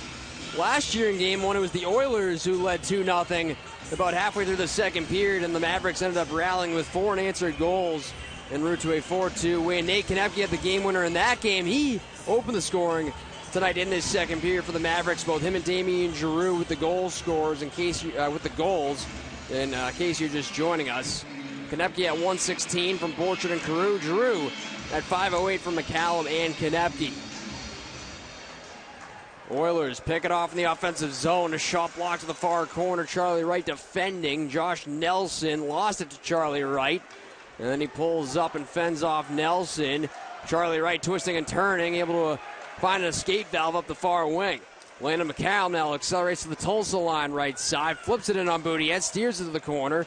Damian Drew tied up near side. Landon McCallum looking to muscle it free. Sent it out in front. He had Charlie Wright sneaking down that back door. Pitch to the line by Poulsen, not out. Tip towards the net, save Boutiette. On a good redirect by Damian Drew. Swept around to the far boards for Drew Elliott. He was rammed into by McCallum. Centering pass, nearly connecting with Morrison was Drew. It's still loose, and it's eventually hoisted out of harm's way by the Oilers and back into the Mavericks defensive zone. Joe and Landon McCallum and Charlie Wright have been on the ice together at the same time. It's caused all sorts of chaos in the Tulsa zone. The two of them are just so creative. They're really good at finding ways to create chances. Gotta love the physicality there in that shift as well, Alex, from the Mavericks, helping to create those chances. Here comes Lucas across center for the Oilers into the KC zone. Hacks it towards the net, sticked away by LaFontaine. Farron from the near corner, golfs it around to the far boards. Alec Butcher into the middle, back at a shot blocked away by Crawford. Here comes Nathan Dunkley accelerating through center, over the line, and the Mavericks call for offside with 4:15 to go in the second period. And the shot's 19-17 for Kansas City. Oilers finished the regular season tied with the Tahoe Night Monsters, both with 88 points and 32 regulation wins apiece. But the Night Monsters held the second tiebreaker with one more overtime win than Tulsa. It's pretty rare where it even gets to the second tiebreaker, Joe. Such a close call and tough draw for the Oilers. You could tell based on how hard they were playing in Allen. They did not want to face the Mavericks in the first round. Reed Petra comes away with it. He'll play it right wing for Easton Brodzinski. Slots it back inside the Maverick zone. Farrell looking to clear it. Held in by Brodzinski right side. They cycle down to the corner. Threw it out in front off the body of LaFontaine. Brodzinski curling left point towards the net. Blocked away by Dunkley. Oilers still attacking. Brodzinski tried to put a shot away. That one got blocked and back into the Tulsa zone. 3:40 to go in the second period. Mavericks up by a pair. Doogie Legrone, Elliott pass right side for Brodzinski. Olsen lost a handle to Luke Lowhite. It'll clear it up the near side for Jimmy Glenn. He was harassed at center. Across now for Dunkley. Now to Glenn near circle. Delays. Threw it out in front just wide of the cage. Charlie Wright, little stutter step. Hands off for Nolan Sullivan off the bench. Takes it wide behind the net. Sullivan curls up the near side. Now to the left point for McLaughlin. Backpedal shooting. Blocked down in front. Hit his own man Glenn. And the Oilers have it. Keegan Iverson plays it near side. Lucas over the line on the right wing. Slings it down low. Backhander by Olsen just wide. Charlie Wright stashed up the far boards. Right to Luke Lowhite. Knifed off his stick. Oilers keep it in momentarily. Now Charlie Wright with all kinds of room. He'll play it across from McLaughlin. Activates to center. Flips it ahead to Luke Lowhite. They'll scale it into the near corner Tulsa zone. 2:37 to go in the second. Lowhite down to the far corner looking for Carew. Cut off by Mike McKee. Lead pass up the right wing to center for Drew Elliott. In over the line. Driving wide against McPherson. Forced wide behind the net. Banks out to the left point. Teeing up a drive McKee. And that one gets blocked out of play. Mavericks continuing to do a good job getting in those shooting lanes here in this second period. Yeah, they're doing essentially all that they can, Joe, to help Jack LaFontaine, even though he's shown really he doesn't need a whole lot of help with how he's played so far in this game. But whether it be keeping players out of the crease before and after whistles or stepping up to defend LaFontaine or blocking shots, whatever the case is, the Mavericks have done an outstanding job of helping to make his life a little bit easier here. Puck skitters back into the Tulsa zone. 2:13 to go in the second. Mike McKee bounced it up to the attacking line, broken up by Carew. Wheeling into the zone was Elliott. Shot by Poulsen, blocked down behind the Mavericks net. Suicide jostle behind the goal. Corralled by Max Andreev. He'll carve through center. Andreev trying to step past Poulsen. He does. In on the line right wing. Trying to play it into the slot for Crawford. And it got banked back out to center. Here's Solik Bakic trying to knife his way past Konepke, and a good back check from behind by Cade Borchard. Gets the puck from his fellow Minnesota native Konepke. Pitches it in far corner, Tulsa zone. Canal banks it around the cage for Biaka Patuka. Head up and he'll move it right wing for Michael Farron. 6 points in the season series against the Mavericks. Led all Oilers in that category. Farron leaned on by Konepke near corner. Approaching a minute to go in the second stanza. Farron absorbs a check. Giroux joining the fray for the Mavericks. Here's Thomas Farrell advancing out through center, and he'll filter it into the near corner. Cam Morrison after it. Absorbs a hit from Biaka Patuka. Tried to shake his way free. Then McCallum with a good hit on Canal. Centering pass intended for Damien Giroux, blocked away. And it's corralled by the Oilers behind their net. Bakic hounded by Morrison. Got it back to the far corner for Canal. Lead pass up the left wing. Across to Biaka Patuka. Shot from the outside. Flexed away by LaFontaine. David Cotton looking to move it out. Got it to Damien Giroux, and he'll angle it in down the far side. 34 seconds to go in the second. Andrew Lucas looking to escape a couple black sweaters. Got it across near boards for Easton Brodzinski, the former Allen American. His pass didn't connect, and an icing here on Tulsa with 22.8 to go in period number 2. That'll bring the faceoff back into the Mavericks offensive zone. Oilers and the Mavericks are ranked first and second respectively during the regular season in terms of shots on goal, but a pretty low shooting game here tonight. The Oilers out shooting the Mavericks 20-19. Mavericks with a 2-0 lead. They've scored at least 3 goals, 8 games in a row heading into this game here tonight. They've also held their opponents to 2 goals or less in their last 4 games of the regular season. This one gets flipped down into the Mavericks defensive end. McLaughlin banks it around the net for Charlie Wright. Took a hit far corner, supported by Nathan Dunkley. David Cott in the vicinity as well. Jammed up down the boards by Lucas. 2 seconds and 1, and that'll do it for period number 2. And so the Mavericks strike twice in the second to take a 2-0 lead into the second intermission.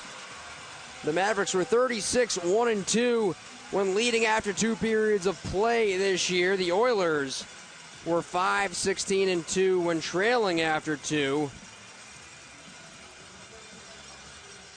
And it was Nate Konepke and Damien Giroux who scored for the Mavericks in that second stanza. Shots were 12-8 in favor of the Oilers. Jack LaFontaine has been tremendous. He stopped all 20 shots that he's faced so far through 40 minutes tonight. We're going to send it down to Alex, who's standing by with Mavericks captain David Cotton. Well, David, playoff hockey is back. It's an electric atmosphere here. Just your takeaway from the opening 40 minutes. Yeah, it's been a good, hard 20 or 40 minutes of hockey here, so just got to keep going and get this last 20 under our belt. Well, David, at the end of the season, your line with Dunkley and Berezowski was dominant. You're looking great out there tonight as well. What's been the key to your line's success? Just hard work. We try to look for each other, but we all have to be having our legs go on and just try to keep it simple out there. Well, appreciate your time, David, and good luck to you in the third period. Appreciate it. Thank you very much, Alex. That was Mavericks captain David Cotton. We'll take a quick break. On the other side, we'll hear from Mavericks GM and head coach Tad O'Hara, who we caught up earlier this week, and then we'll have more analysis and a look at the Mavericks affiliate report on the other side. It's the Mavericks 2, the Oilers nothing after 2. You're watching and listening to KC Mavericks Hockey.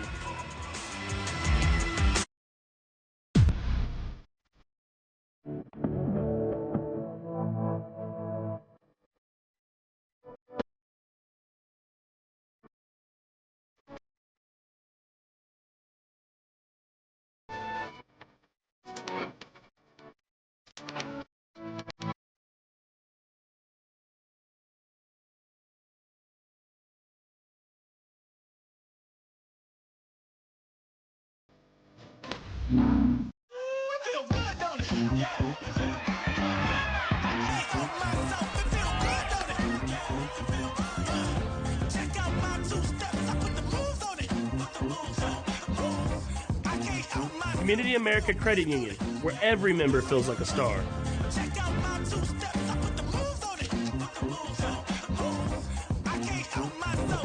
Member owned, open to all. Community America Credit Union, invested in you. Optimal performance is our goal both on and off the ice. KCOA is your home for orthopedic care in Kansas City.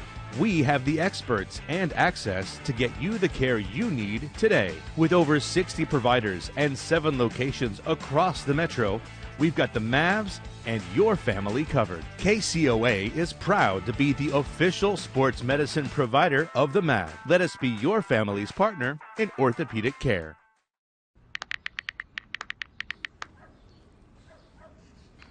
How do I get rid of it? Just drink a ton of water. My mama said tea with local honey works wonders on a sore throat. Got the ginger soup. The best remedy? Essential oils. Dude, don't worry about it. Always works. Health question? Get expert advice. Consult a nurse. It's free.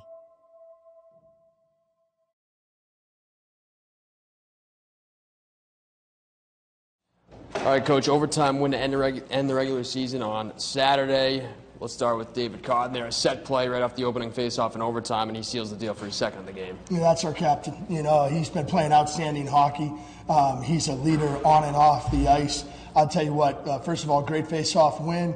Back to Crawford. Crawford put it right on the tape, Cotton, and he had great poise and buried it, and overtime's done. And so, you know, I loved how the guys played on Saturday. We had some major guys out of the lineup on Saturday. I thought we went into Idaho with a plan, and we executed that plan, took 3, and moving on into the playoffs. Incredibly proud of these men. You mentioned having some big guys out of the lineup, obviously resting a few of your key players, but what does that say about the depth of this team as you guys continue to win without some of those guys? Yeah, it's a very strong statement. You know, we have great depth in this organization. Different players continue to step up and take the reins. I love it, and it speaks volumes about that room. That was your 200th career win with the Mavericks. How special was that, especially in the dramatic fashion in which it happened? I'll be honest with you. I was just excited to win the game. You know, the number 200 doesn't mean much to me. How we did it and how we handled that week and going into playoffs, you know, continuing to build momentum, that's what's important. You know, I'm absolutely nothing without, you know, my coaching staff and the players, and I love this group. They have great leadership. They've battled a lot of adversity throughout the year. We've had a lot of fluctuation on lineups, especially lately. We've brought in a lot of college guys, and I'll tell you what, it's an impressive group, and it's fun to work with. You guys are going to face Tulsa for the second straight year in the first round. What should fans expect heading into the series? Tulsa's a good team. Matter of fact, at one point this year, I'd probably consider them, you know, probably the 3rd or 4th best team in the league. They're very good. They play with a ton of speed. They're hardworking. They're well coached. They've got good goaltending. This is going to be a great battle, as it should be. Thanks a lot, Coach. Appreciate it. Right, thank you. What makes for a great vacation depends on who you ask. Are you looking to get away or bring everyone together? Do you want to get outside and play or see a play at the plate? Do you want to feed your soul or stuff your face? Fortunately, however you operate, I've got you covered. The name's Missouri, but you can call me Mo. And I have just one question. What's your MO? At Hammond's Roofing, we believe in more than just completing projects. We're dedicated to serving you with honesty and excellence. Every handshake, every conversation is built on trust. We listen to your needs and deliver results that exceed expectations. With us, you're not just another project. You're part of our family. We deliver peace of mind through every step of the journey. Choose Hammond's Roofing today.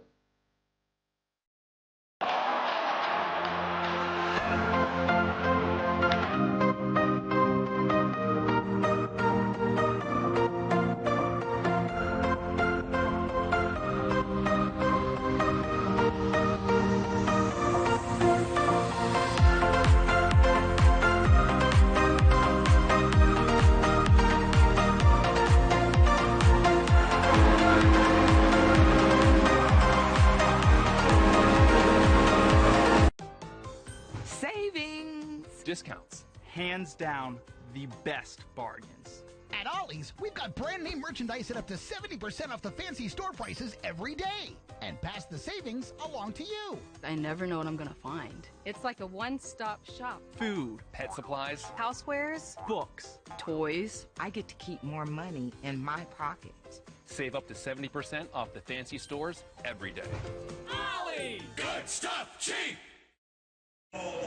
Welcome back inside Cable Dom Arena. Second intermission, Mavericks with a 2-0 lead over the Oilers after 2 periods of play. Oilers are holding a 20-19 shot advantage so far through 40 minutes of play, but the Mavericks up where it counts. 2-0 on the scoreboard. Nate Konecny opened the scoring in that second period at the minute 16 mark from Cade Borchert and Casey Carew. And then it was Damien Giroux at 5:08 from Landon McCallum and Nate Konecny. How about Nate Konecny, Alex, with a goal and an assist here tonight and playing a tremendous game defensively as well. Yeah, how can you not love that second period from Nate Konecny, Joe? And you have to feel great for him. He sort of had a raw deal happen to him at the end of the season. He had played in the first 69 games, but had a little scare in the minor injury there, missed the last 3, unfortunately, but has come back in his first game back with a pair of points in period 2 and just continues to be red hot in the playoffs. The Iron Man, as we like to refer to him as, getting the scoring started. Let's take a look back at the highlights from period number 2. Shots were 12-8 for the Oilers in that second period. Jack LaFontaine stopped all 20 shots he's faced in the game. And here was the drive from Nate Konecny, and he hammered it home through traffic past Slava Budiets. Yeah, I've heard of that shot referred to before, Joe, as the knuckle puck, just firing a wobbling puck that's on its edge like that. And Nate Konecny just hammered it right past Budiets to open the scoring, and followed up shortly thereafter by Damien Giroux. Yeah, Mavericks weren't done, and Giroux getting some nice puck luck there off the stick of Andrew Lucas. And the emotional celebration from Giroux, which gave the Mavericks the 2-0 lead. Yeah, I think Giroux was owed some puck luck, Joe, based on how dominant he was at the end of the season. 10 points in his last 11 games to close out the campaign, and had a 9-game point streak that was snapped in the penultimate game of the regular season.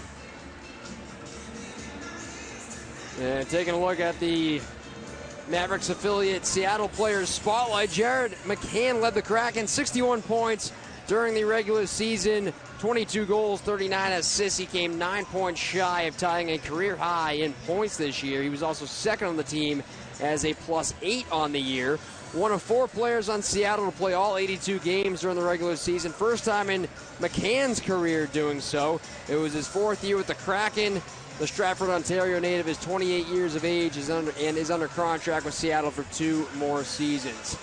Let's look at the Mavericks affiliate report. The Kraken wrapped up their 2024-2025 season on Tuesday night with a 6-5 loss to the LA Kings at home. Despite the loss, they won their final period of the regular season, outscoring the Kings 3-2 in the third period.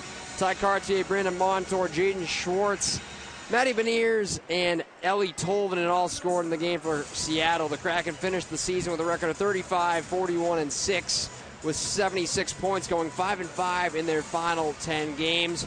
Heading to the AHL, the Firebirds are heading into their final weekend of the season.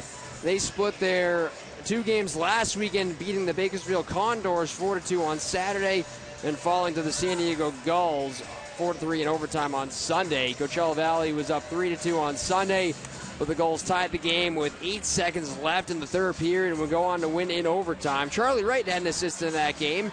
Victor Osman made 30 saves in net in what was his 5th appearance of the season in Coachella Valley. The Firebirds are 37-24-4-5 with 83 points, sitting in 4th place in the Pacific. They're in action tonight at home against the 2nd place Abbotsford Canucks in the second to last game of the regular season. Puck drop is at 8 p.m. Central Time. And so that game getting underway just a short while ago. It's time for our Coachella Valley Players Spotlight. Firebirds forward Nicholas Broulard has 5 points in his last 5 games, and he's second on the team with 29 assists. The Quebec native is in his first season with Coachella Valley, 3 points shy of matching a season high with 36 points on the year. Good for 5th on the team. Brulard spent last season with the Hartford Wolfpack and his previous 3 seasons with the Oilers affiliate, the San Diego Gulls. He has 5 points in 15 career playoff games and will be an asset certainly for the Firebirds this postseason. Let's take a look at some of the work the Mavericks have done around the community this year. What a season it's been in the community. Both players and front office staff going above and beyond, participating in over 100 events, donating over 500 tickets, volunteering more than 2,100 hours, and raising over $65,000. The Mavericks helped drive 173 dog adoptions during the month of November in partnership with Wayside Waves. For every dog that was adopted, the owner went home with a co-branded Mavericks and Wayside Waves leash. Variety KC, a new partner this year. We had several great events with Variety, including a sled hockey event at Legends Field right before the holidays and a similar event at Cable Dome Arena in January. The month of February featured another player competition with 626 hygiene products and $1,650 in donations given to Giving the Basics, which was double the amount last year. Mavericks participated in several events with Operation Breakthrough during the month of March, which included a floor hockey clinic and a visit to their 3D virtual lab where players got to design 3D hockey pucks with several of their students. And then lastly, Max Powerplay Reading Program was a huge success in its inaugural season, reaching over 65 schools and 2,600 students. Madison Boynton's 5th grade class from William Yates Elementary School in Blue Springs was the ultimate winner of the year-long contest, winning an end-of-the-year pizza party with over 132,000 minutes of reading during the year. Let's check in with Alex on the ECHL out-of-town scoreboard as we get you caught up to date on some of the scores going on across the league. Well, Joe, a couple of games are now in the books. One of them officially, the Trois-Rivières Lions defeating the Reading Royals by a 4-2 final score. They pulled ahead in the third period, and so they have taken game 1 in the North Division semis. And then South Carolina off to the start that many people suspected, given how they finished the regular season. They have prevailed at home over the Orlando Solar Bears by a 5-3 final. The home teams just really winning across the board, it seems like here, Joe, at least for the first few that we're covering. The Toledo Walleye up as well late in period 3, hoping to take a commanding 2-0 series lead over the Indy Fuel. They lead 5-2 with 2.5 to play out in Toledo this evening, and so they can really put the pressure on the Fuel if they take care of business. The Jacksonville Icemen up 2-1 over the Florida Everblades, which I'm sure most Mavs fans will be delighted to hear. With that game has 7.5 minutes to play in period 3, and finally the Iowa Heartlanders have pulled back ahead by 2. They lead 4-2 over the Fort Wayne Comets. Adam Goodsir having, I beg your pardon, 5-2 now. Adam Goodsir having scored the most recent goal for Iowa. And that wraps up your out-of-town scoreboard update. Thank you very much, Alex. We'll have your third period on the other side. Mavericks 2, Oilers nothing. Back in a moment. This is KC Mavericks Hockey.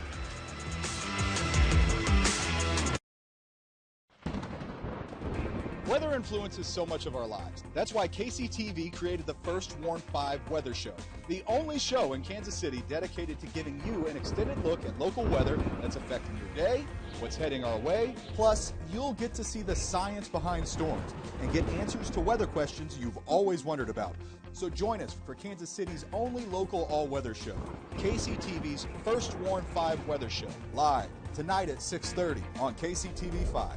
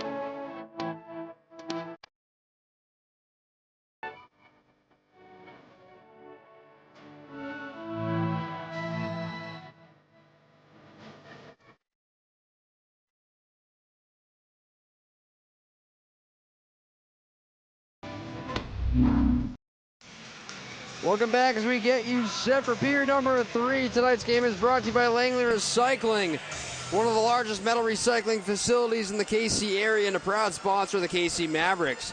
Langley specializes in buying, selling, and processing scrap metal. Say goodbye to the hassles of corporate red tape. Their family-owned business is here to offer fast, friendly, and reliable service. To turn your scrap into cash, call Langley Recycling today at 816-924-8452 or visit LangleyRecyclingKC.com. Mavericks with a 2-0 lead over the Oilers as we get set to begin period number 3. The other Mountain Division semifinals series won't get underway until tomorrow night. That'll be Tahoe and Wichita. First 2 games in Wichita tomorrow night and on Easter Sunday before that series shifts to Tahoe for games 3, 4, and 5. We'll have game 2 for you here tomorrow night before this series shifts to Tulsa for games 3, 4, and 5 starting on Tuesday. As the crowd comes to their feet to start period number 3, we'll start even strength, and we got some tempers flaring on the far side of the faceoff circle between Jimmy Glynn and Michael Farron, the Tulsa captain.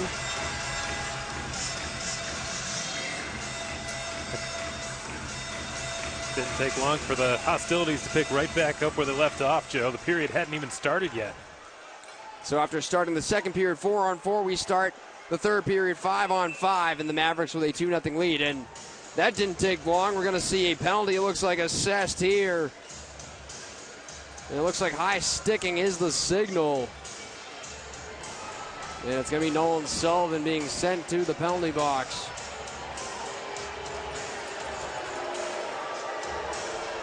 The Mavericks have done a really nice job on the PK tonight. 2 for 2 so far. And they killed off 16 straight, is it, Joe, on home ice? And on that last PK in particular, didn't really give up any quality chances to Tulsa. Doing a great job staying in those shooting lanes. Oilers on their third power play of the game, and they score. This one gets deflected in from the top of the crease. It looked like Drew Elliott got a piece of it. And the Oilers strike just 15 seconds into the third period to cut the lead in half. It's 2-1. Different approach by the Oilers this time around. They didn't do any cycling whatsoever. They just whipped it right at the net after getting some traffic in front of Jack LaFontaine. And Joe, Drew Elliott's done a nice job all night of drawing a lot of attention by going to the crease.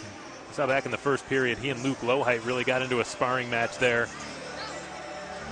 And it's been a recurring theme.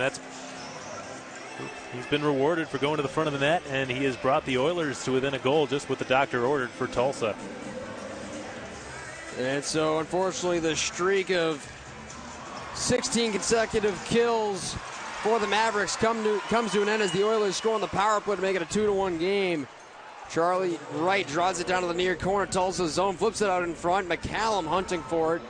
And it gets cleared up the far boards and back into the Mavericks defensive end.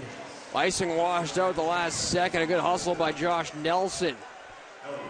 To his side jostle behind the Maverick net. Scrape free by McLaughlin. McCallum reversing the flow.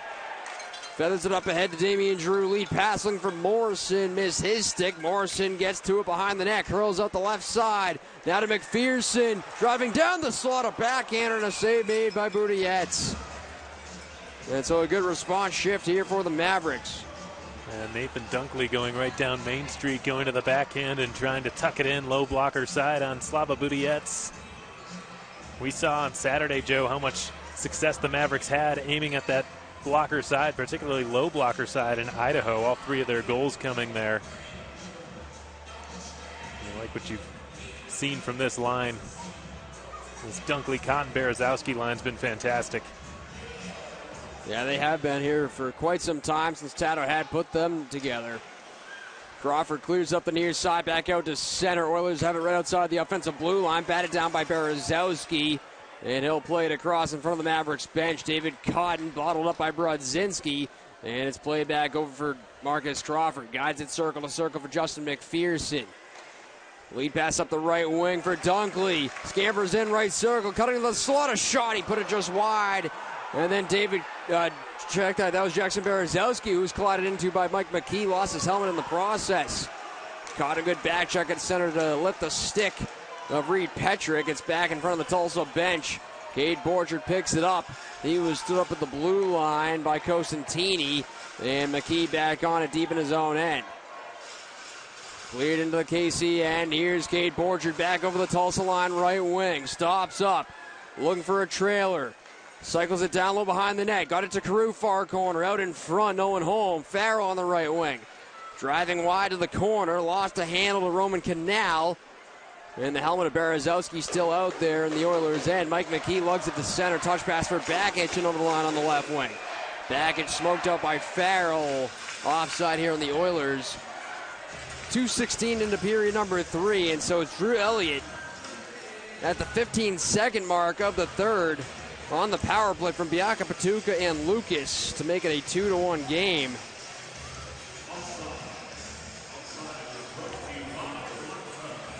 And so a tight game here early in the third, Alex, as we probably anticipated between these two teams. Shots one apiece so far here in this third period. Drew will take the draw right outside the offensive blue line. Butcher will win it cleanly back. As the Oilers reset in their own zone, lead pass through center. This one gets knocked into the near corner. Konepke swept it around far side for for Cam Morrison, beg your pardon. Farrell back for Morrison, looking it down the left wing, driving wide behind the net, curls out the near side, got it to the point. Giroux funnels it down to the corner for Thomas Farrell, chased up the boards, got it back to the line for Charlie Wright, fanned on the shot. The Oilers trying to clear it out. It's held in by Giroux left side. Hacks it down behind the net. Morrison unloads on Canal. Biaka Patuka with it near corner. He's mashed by Damian Giroux. Pries it free. Back to Charlie Wright. Spins it across from McLaughlin. Left point. Delays. Driving down the boards. Trying to step past Farron. He does. Swept it in behind that. Oh, and Giroux took a heavy hit up high from Biaka Patuka. And that's going to draw a crowd. It looked like an elbow, Joe, to the head. And Cam Morrison didn't like it. Skated in to protect his line mate Damian Giroux, who's got, as it stands now, the go-ahead goal. And the arm of Austin O'Rourke went up immediately following the collision. And Nick Potter out to take a look at him. And you got to hope that Giroux is okay after taking that high hit from Biaka Patuka. There was a penalty on the play. Just not a hit you like to see, Alex. No, not at all. Got to be very mindful of, if you're going in for a hit, you got to be mindful of where the principal point of contact is, and it cannot be the head or the face. And those are dangerous hits. And Giroux, thankfully, skating back to the bench under his own power, which is a good sign to see. He's somebody who's taken his fair share of abuse this season, Joe, just because of the nature of how he plays. He plays a pretty gritty style. And as a center, you know, he's typically in the middle of he's just in the middle of things quite a bit. And he's not afraid to get his nose dirty. And sometimes that leads to goals, and sometimes it leads to plays like that. Second on the team with 26 goals during the regular season. He was third with 56 points. Right now, Austin O'Rourke and David Lilly, the two referees, discussing things over at center ice. Right now, just 2 minutes posted on the board for Jeremy Biaka Patuka, who led the Oilers' defense corps this year with 8 goals, 32 points. Here's one more look at the play.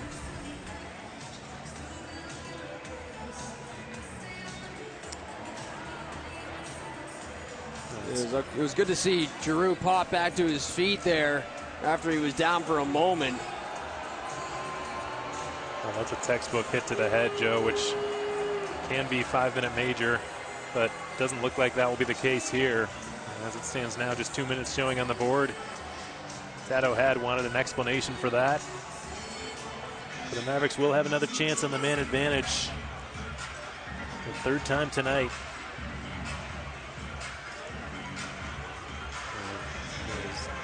Tulsa having converted on its third power play just 15 seconds into this period. And so the Mavericks, who were ranked 9th on home ice on the man advantage this year during the regular season, will get a chance on the power play. Power play goals in 8 of the last 12 games coming into tonight's contest. 16:50 to go in the third, and a chance to pad the lead. They're up 2-1. They win it back. Here's Carew, right circle, a shot, he put it wide. McPherson keeps it at the left point, funnels it around the end boards. Andreev on it near corner, starts a cycle. Cade Borchard emerging from the end boards, a pass intended for the right point, didn't connect. A little miscommunication there, it looked like, with Casey Carew. Lead pass right wing to center for Andreev, stops up, floats it across in front of the Maverick bench where it's picked up by Cade Borchard. Still with 1:30 to work on the Mavericks Independence Power Light power play. Here's Max Andreev across to Cade Borchard, right wing. Dropped it for Casey Carew. He was pressured. Down low to Max Andreev. Cycles for Borchard near corner. Shoveled it up top for Carew. Got broken up, but the Mavericks keep it alive. Carew out in front. Loose puck. Played it in front of the blue paint. And it's kept alive by McPherson at the right point. Plays it down to the near half wall. Cotton looking over the coverage. Up top, McPherson. Now to Carew, far half wall. Rotates deep slot. Far side, Borchard. Across to Carew. In front, looking for a tip. Didn't connect, and the Oilers will launch it down the ice. Good look there by Carew. Yeah, twice, Joe, sending it at the goal mouth from the right side of the ice, keeping it low on the ice to create a rebound chance. A couple of close calls. Marcus Crawford had his pass cut partially. Berezowski now to Charlie Wright on the left side. Slings it near corner. Giroux, great to see him back out there. Got it back to the line for Crawford. On across for Charlie Wright. They'll trade places. Wright looking. Giroux dusts it off. Shot blocked away by Canal. Behind the net, Dunkley mashing with Legrone. 15 seconds to go on the Mavericks power play. Walking the blue line, Crawford. Near circle, Giroux. Curls out high.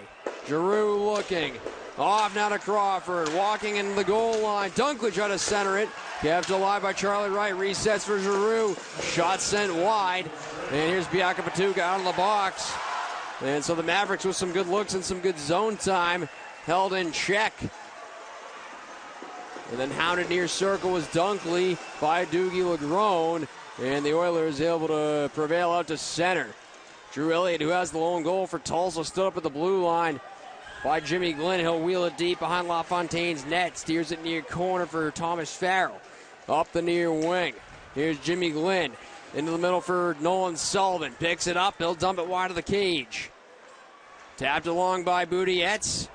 And turning with a head of steam come the Oilers out to center. This one gets dumped in from behind the red line. Icing washed out.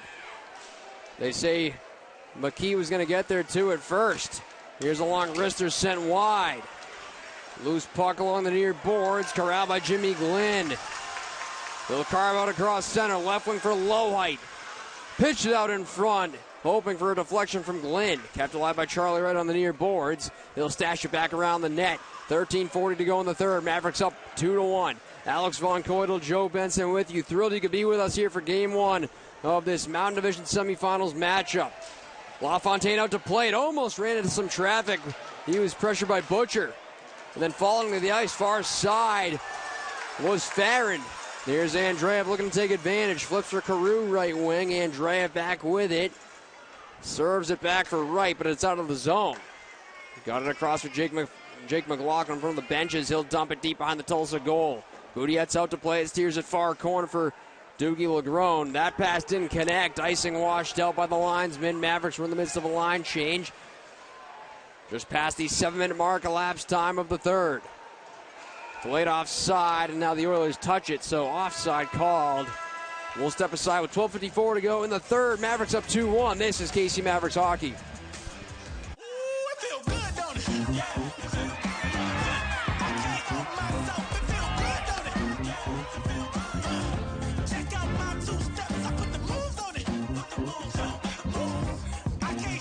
Community America Credit Union, where every member feels like a star.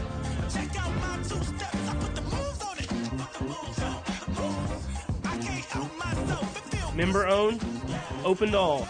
Community America Credit Union, invested in you. discounts. Hands down, the best bargains. At Ollie's, we've got brand name merchandise at up to 70% off the fancy store prices every day. And pass the savings along to you. I never know what I'm gonna find. It's like a one-stop shop. Food, Pet supplies, Housewares, books, toys. I get to keep more money in my pocket. save up to 70% off the fancy stores every day.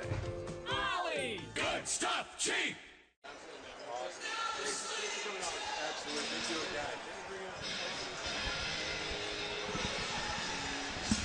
Welcome back. 12:54 to go in the third period. Mavericks with a 2-1 lead. One last reminder, Mavs Country, Mavericks are back for Game 2 tomorrow night at 6 p.m. Game 6 and 7 if necessary, April 28th and April 30th. For tickets, just visit kcmavericks.com/tickets or call 816-252-7825. Make sure you stop by the team store. Open Tuesday through Friday, 11 to 6, and game days from noon to 4, and gates open through postgame.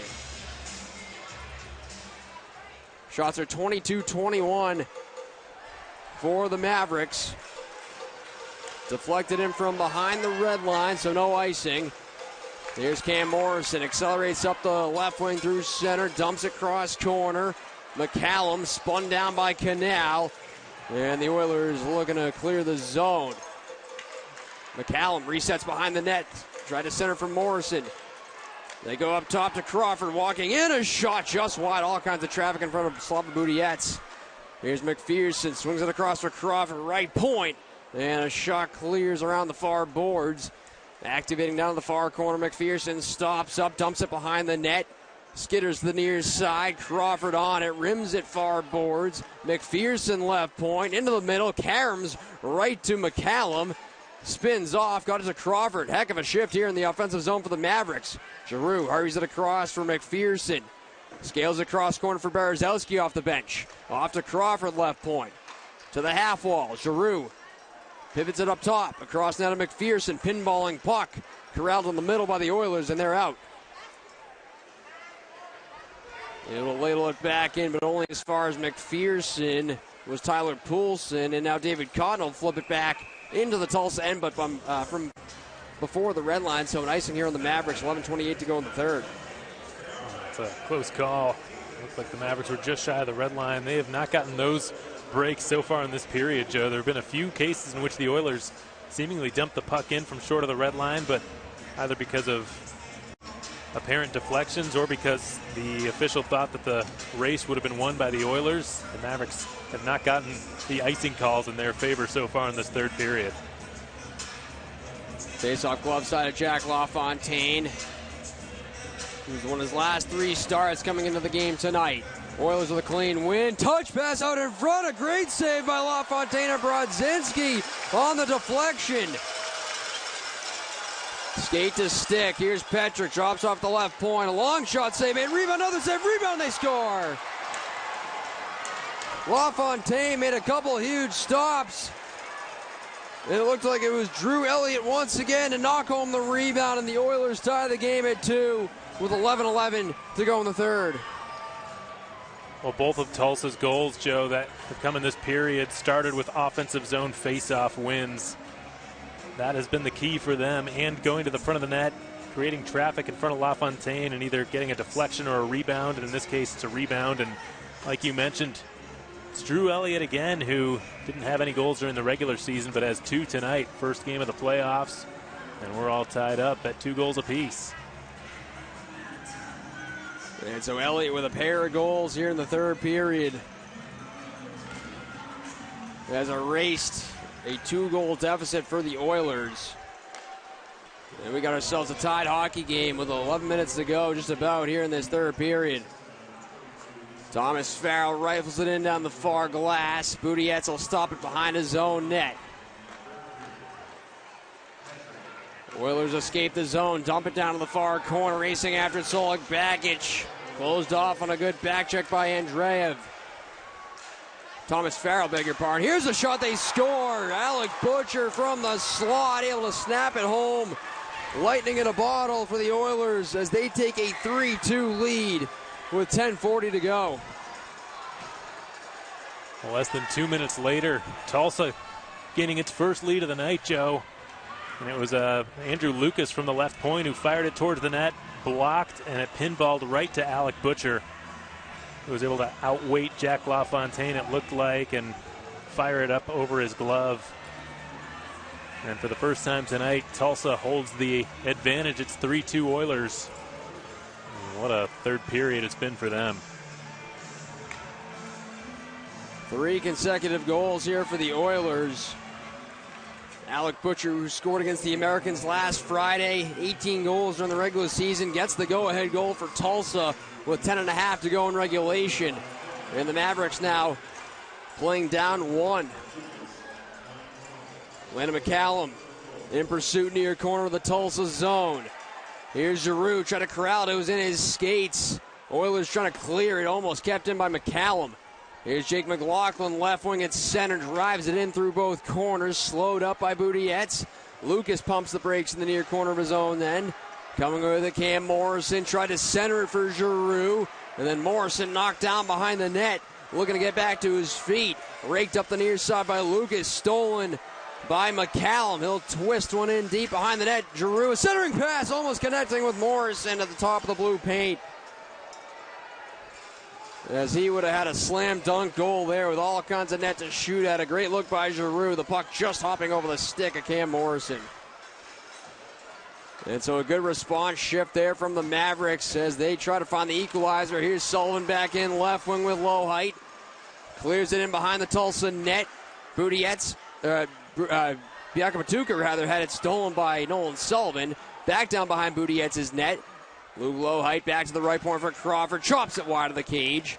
Brodzinski now with it far boards. He'll whip it back into the Mavericks defensive end. Marcus Crawford had his outlet pass blocked away by Drew Elliott, who's got 2 here in this third period for Tulsa. Lead pass for Lowhite out of his reach. Canal banks it in behind the net, intended for Biaka Patuka. Hacking for it was Nolan Sullivan. Chopped the stick out of the hands of Canal. Oilers bench wanted a call, none coming.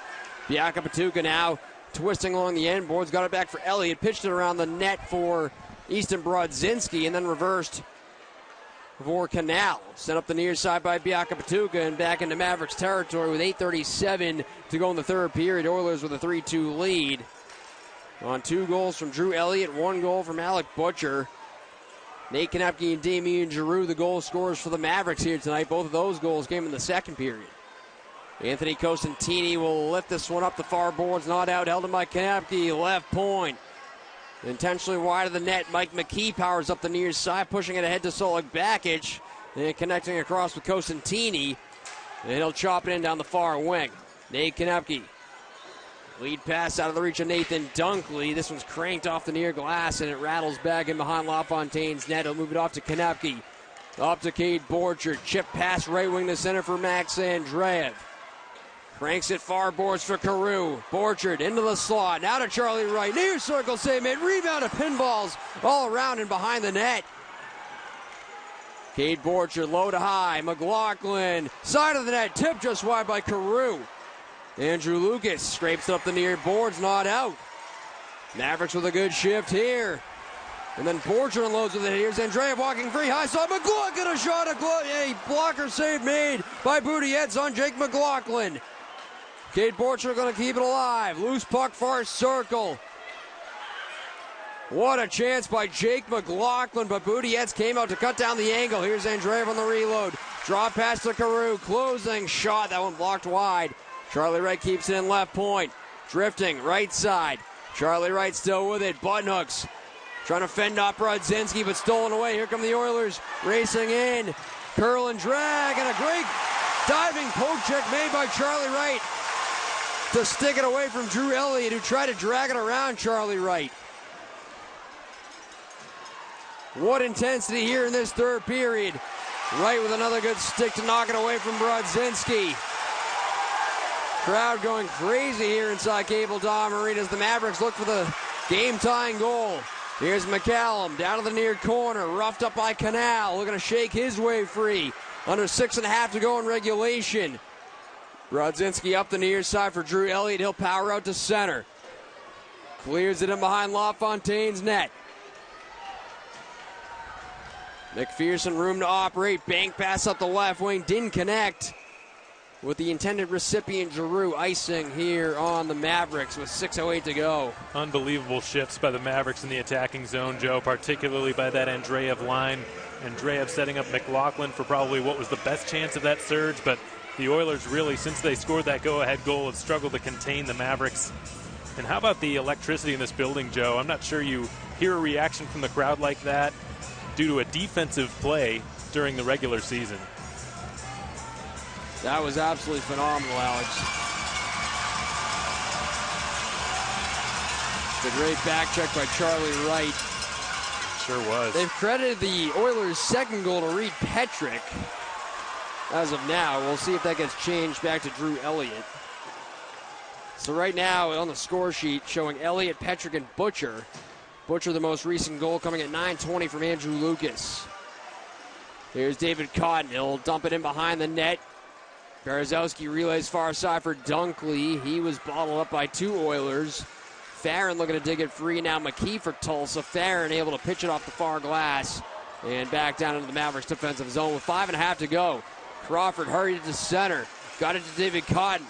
Mavericks captain dealt one down low near corner. Punched around to the far side for Berezowski by Dunkley. Andrew Lucas angles it up the far wing for Tyler Poulsen. He was stood up and sent down by Nate Konepke. Konepke lead pass up the left wing. Didn't connect. Mavericks from the midst of a line change. Icing here with 5:08 to go. That's going to bring the face-off back into the Mavericks defensive end. Shots are 25-24 for the Oilers.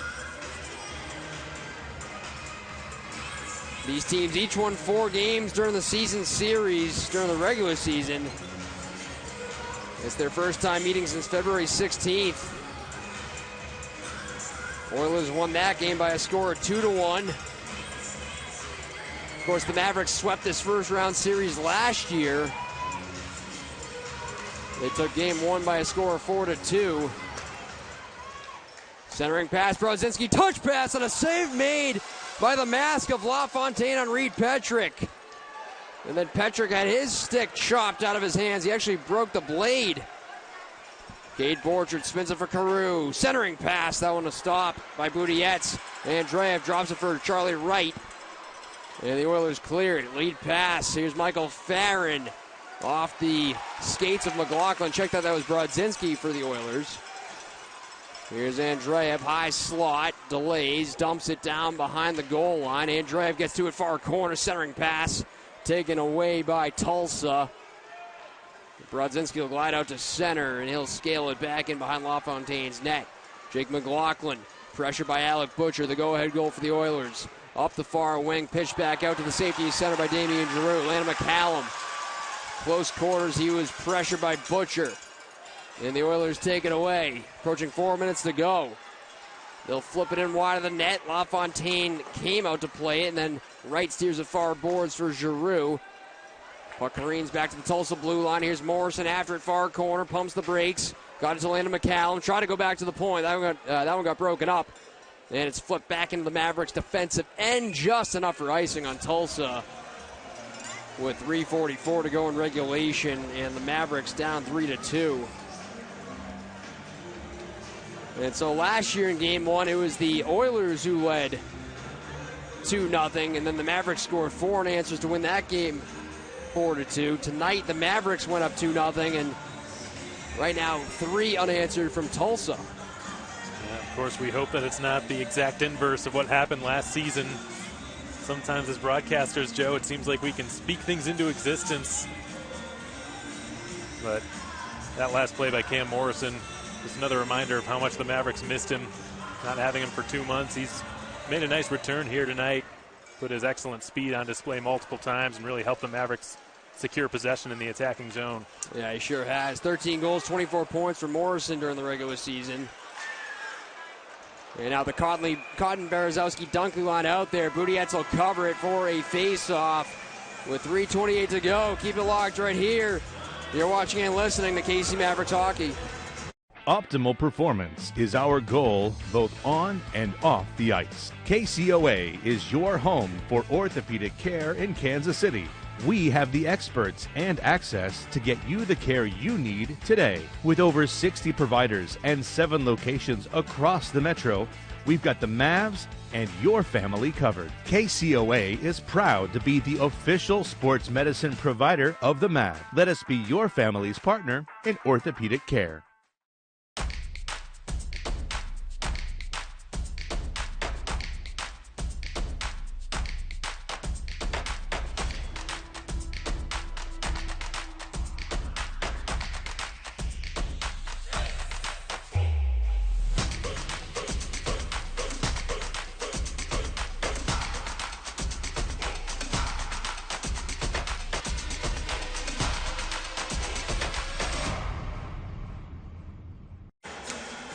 Welcome back. 3:28 to go in the third. For more than 125 years, Children's Mercy Kansas City has been taking care of kids. With more than 8,600 caring experts, you can always find someone to help, from our Level 1 Surgery Center to our pediatric or only urgent care centers. Children's Mercy is built for kids. Learn more at cmkc.link/built for kids. Mavericks trailing 3-2 to the Oilers here in Game 1 of the Mountain Division semifinals. Offensive zone face-off. Blocker slide to Slava Budiets. Clean win back to Marcus Crawford. Across to McPherson, a one-timer, and a skate block by McKee. McPherson back with it. Serves it down the boards. Trying to center it. There was Max Andreev. Didn't connect. Here come the Oilers back in. Nelson a shot. Parried away by LaFontaine. McPherson clears it far corner for Marcus Crawford. 3 minutes to go. Crawford weaving out of his own end. Feeds right wing for Cade Borchard. They'll stash it in behind the goal. Swept up the far side. Dunkley lets it go for McPherson. Andreev off the half wall. Behind that for Dunkley. Borchard emerging out of the corner. Starts the cycle with Dunkley. Andreev knocks it for Borchard. Shot blocked away. Never got through to Budiets. Loose puck far side. Elliott couldn't clear. Held in by Charlie Wright. LaFontaine starting to creep towards the bench. He's in the circle. Puck over to the near side, and it's almost kept in by Andreev. He'll have to recoil at center with 2:20 to go in regulation. Dunkley hurries one. Here's Berezowski. Blocker save made. Budiets. LaFontaine creeping towards the circle again. He's waiting. And he's forced to retreat as the Oilers clear the zone. Could be a 2-on-1 if they hurry. And a good back check by Jake McLaughlin to knock it away from the blade of Michael Farron. McLaughlin, far side. He'll pitch it back behind his zone net. Under 2 minutes to go. Charlie Wright steers up the near boards. Here's David Cotton. He'll rifle it in. LaFontaine starting to glide to the bench again. He stops in the circle, and he's forced to retreat once again as the Oilers clear it back to the Mavericks blue line. Approaching 90 seconds to go in regulation. Mavericks need one to tie. Here's Marcus Crawford. LaFontaine to the bench. 6 attackers on. And it's Jackson Berezowski off the bench, the 6th attacker. Crawford holds in right point. Diagonally to the far corner. Wrapped up was Berezowski. Giroux joining the fray. Borchard there as well. Pinching down McPherson. He's got it. Back for Crawford. Deep slot towards the net. Save made. Rebound. And it's Skinner's just wide. Borchard now to the far side. McPherson across. Cam Morrison gets to it near corner. Up top for Crawford. Crawford looking. Down low to Morrison in the corner. Jams it behind the net. Borchard up to the left point for McPherson with 51. Crawford now to Morrison. Turning with it. Shot blocked by McKee. The crowd feverish here inside Cable Dahmer, looking for a tying goal. Centering pass blocked away behind the net. Borchard back with it far corner. To the left point for McPherson with 35. McPherson delays. Borchard, McPherson drifting, shooting. Save made. Rebound loose to the far corner. Borchard with 28 to go. And it careens out in front. Budiets will cover it up with 25.5 to go. And then LeGrand and Bakic coming over to have a couple of words with Cade Borchard.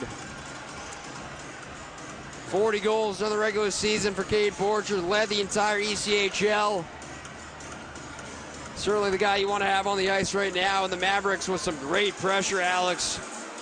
We'll see if we can get a look at that feverish skirmish right at the side of the net on that rebound opportunity. Yeah, the Mavericks just swarming the Tulsa net in the area around it, Joe.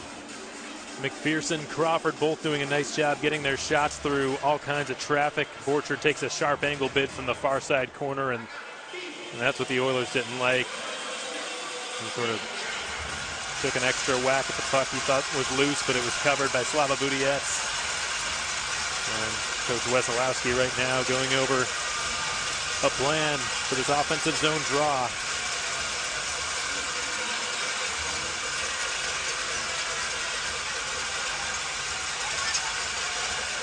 And so the Mavericks need one to tie.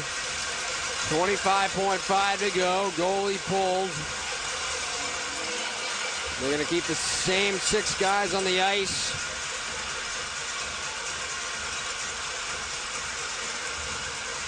Borchard caught Andreev, Carew, in Giroux the forwards, Marcus Crawford the lone defenseman. It'll be Andreev against Petrick on the draw. Blocker side of Budiets. Shots 29-26 for the Mavericks. Carew gets to it. His pass cut. As Brodzinski goes across center, dumps it ahead. And an empty net goal scored by Drew Elliott. And then Brodzinski comes in and wraps up Marcus Crawford. After Drew Elliott seals the deal for the Oilers with the empty net goal.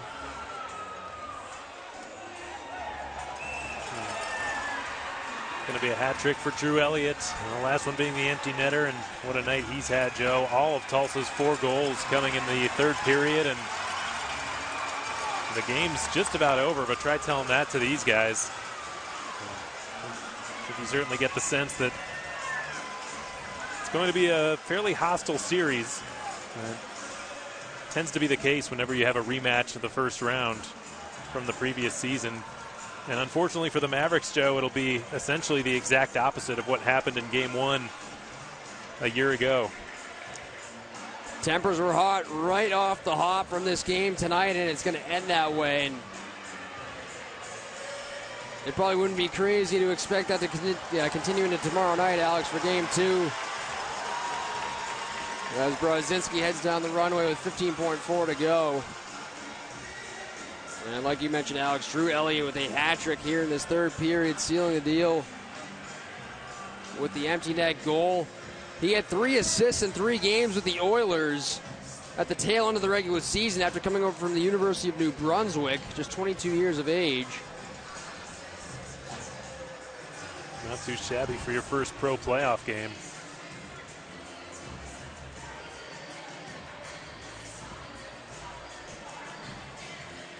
And so after a little bit of a lengthy delay here after the skirmish, after that goal, teams will reset at center ice, 15.4 to go. 4 unanswered goals for the Oilers.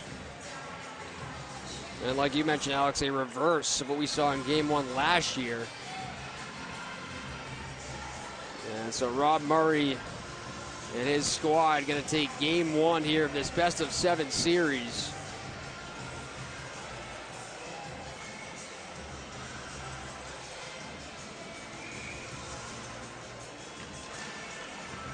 Owen Sullivan will win it back for Thomas Farrell. He'll try and drive one in towards Budiets' net. Legron will just settle it down and let the clock bleed out as this one is in the books as the Oilers take Game 1 by a score of 4-2 and take a 1-0 lead in this best-of-7 series.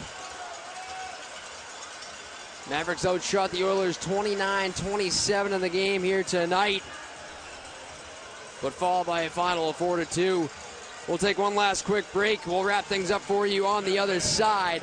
Keep it locked right here. This is KC Mavericks Hockey.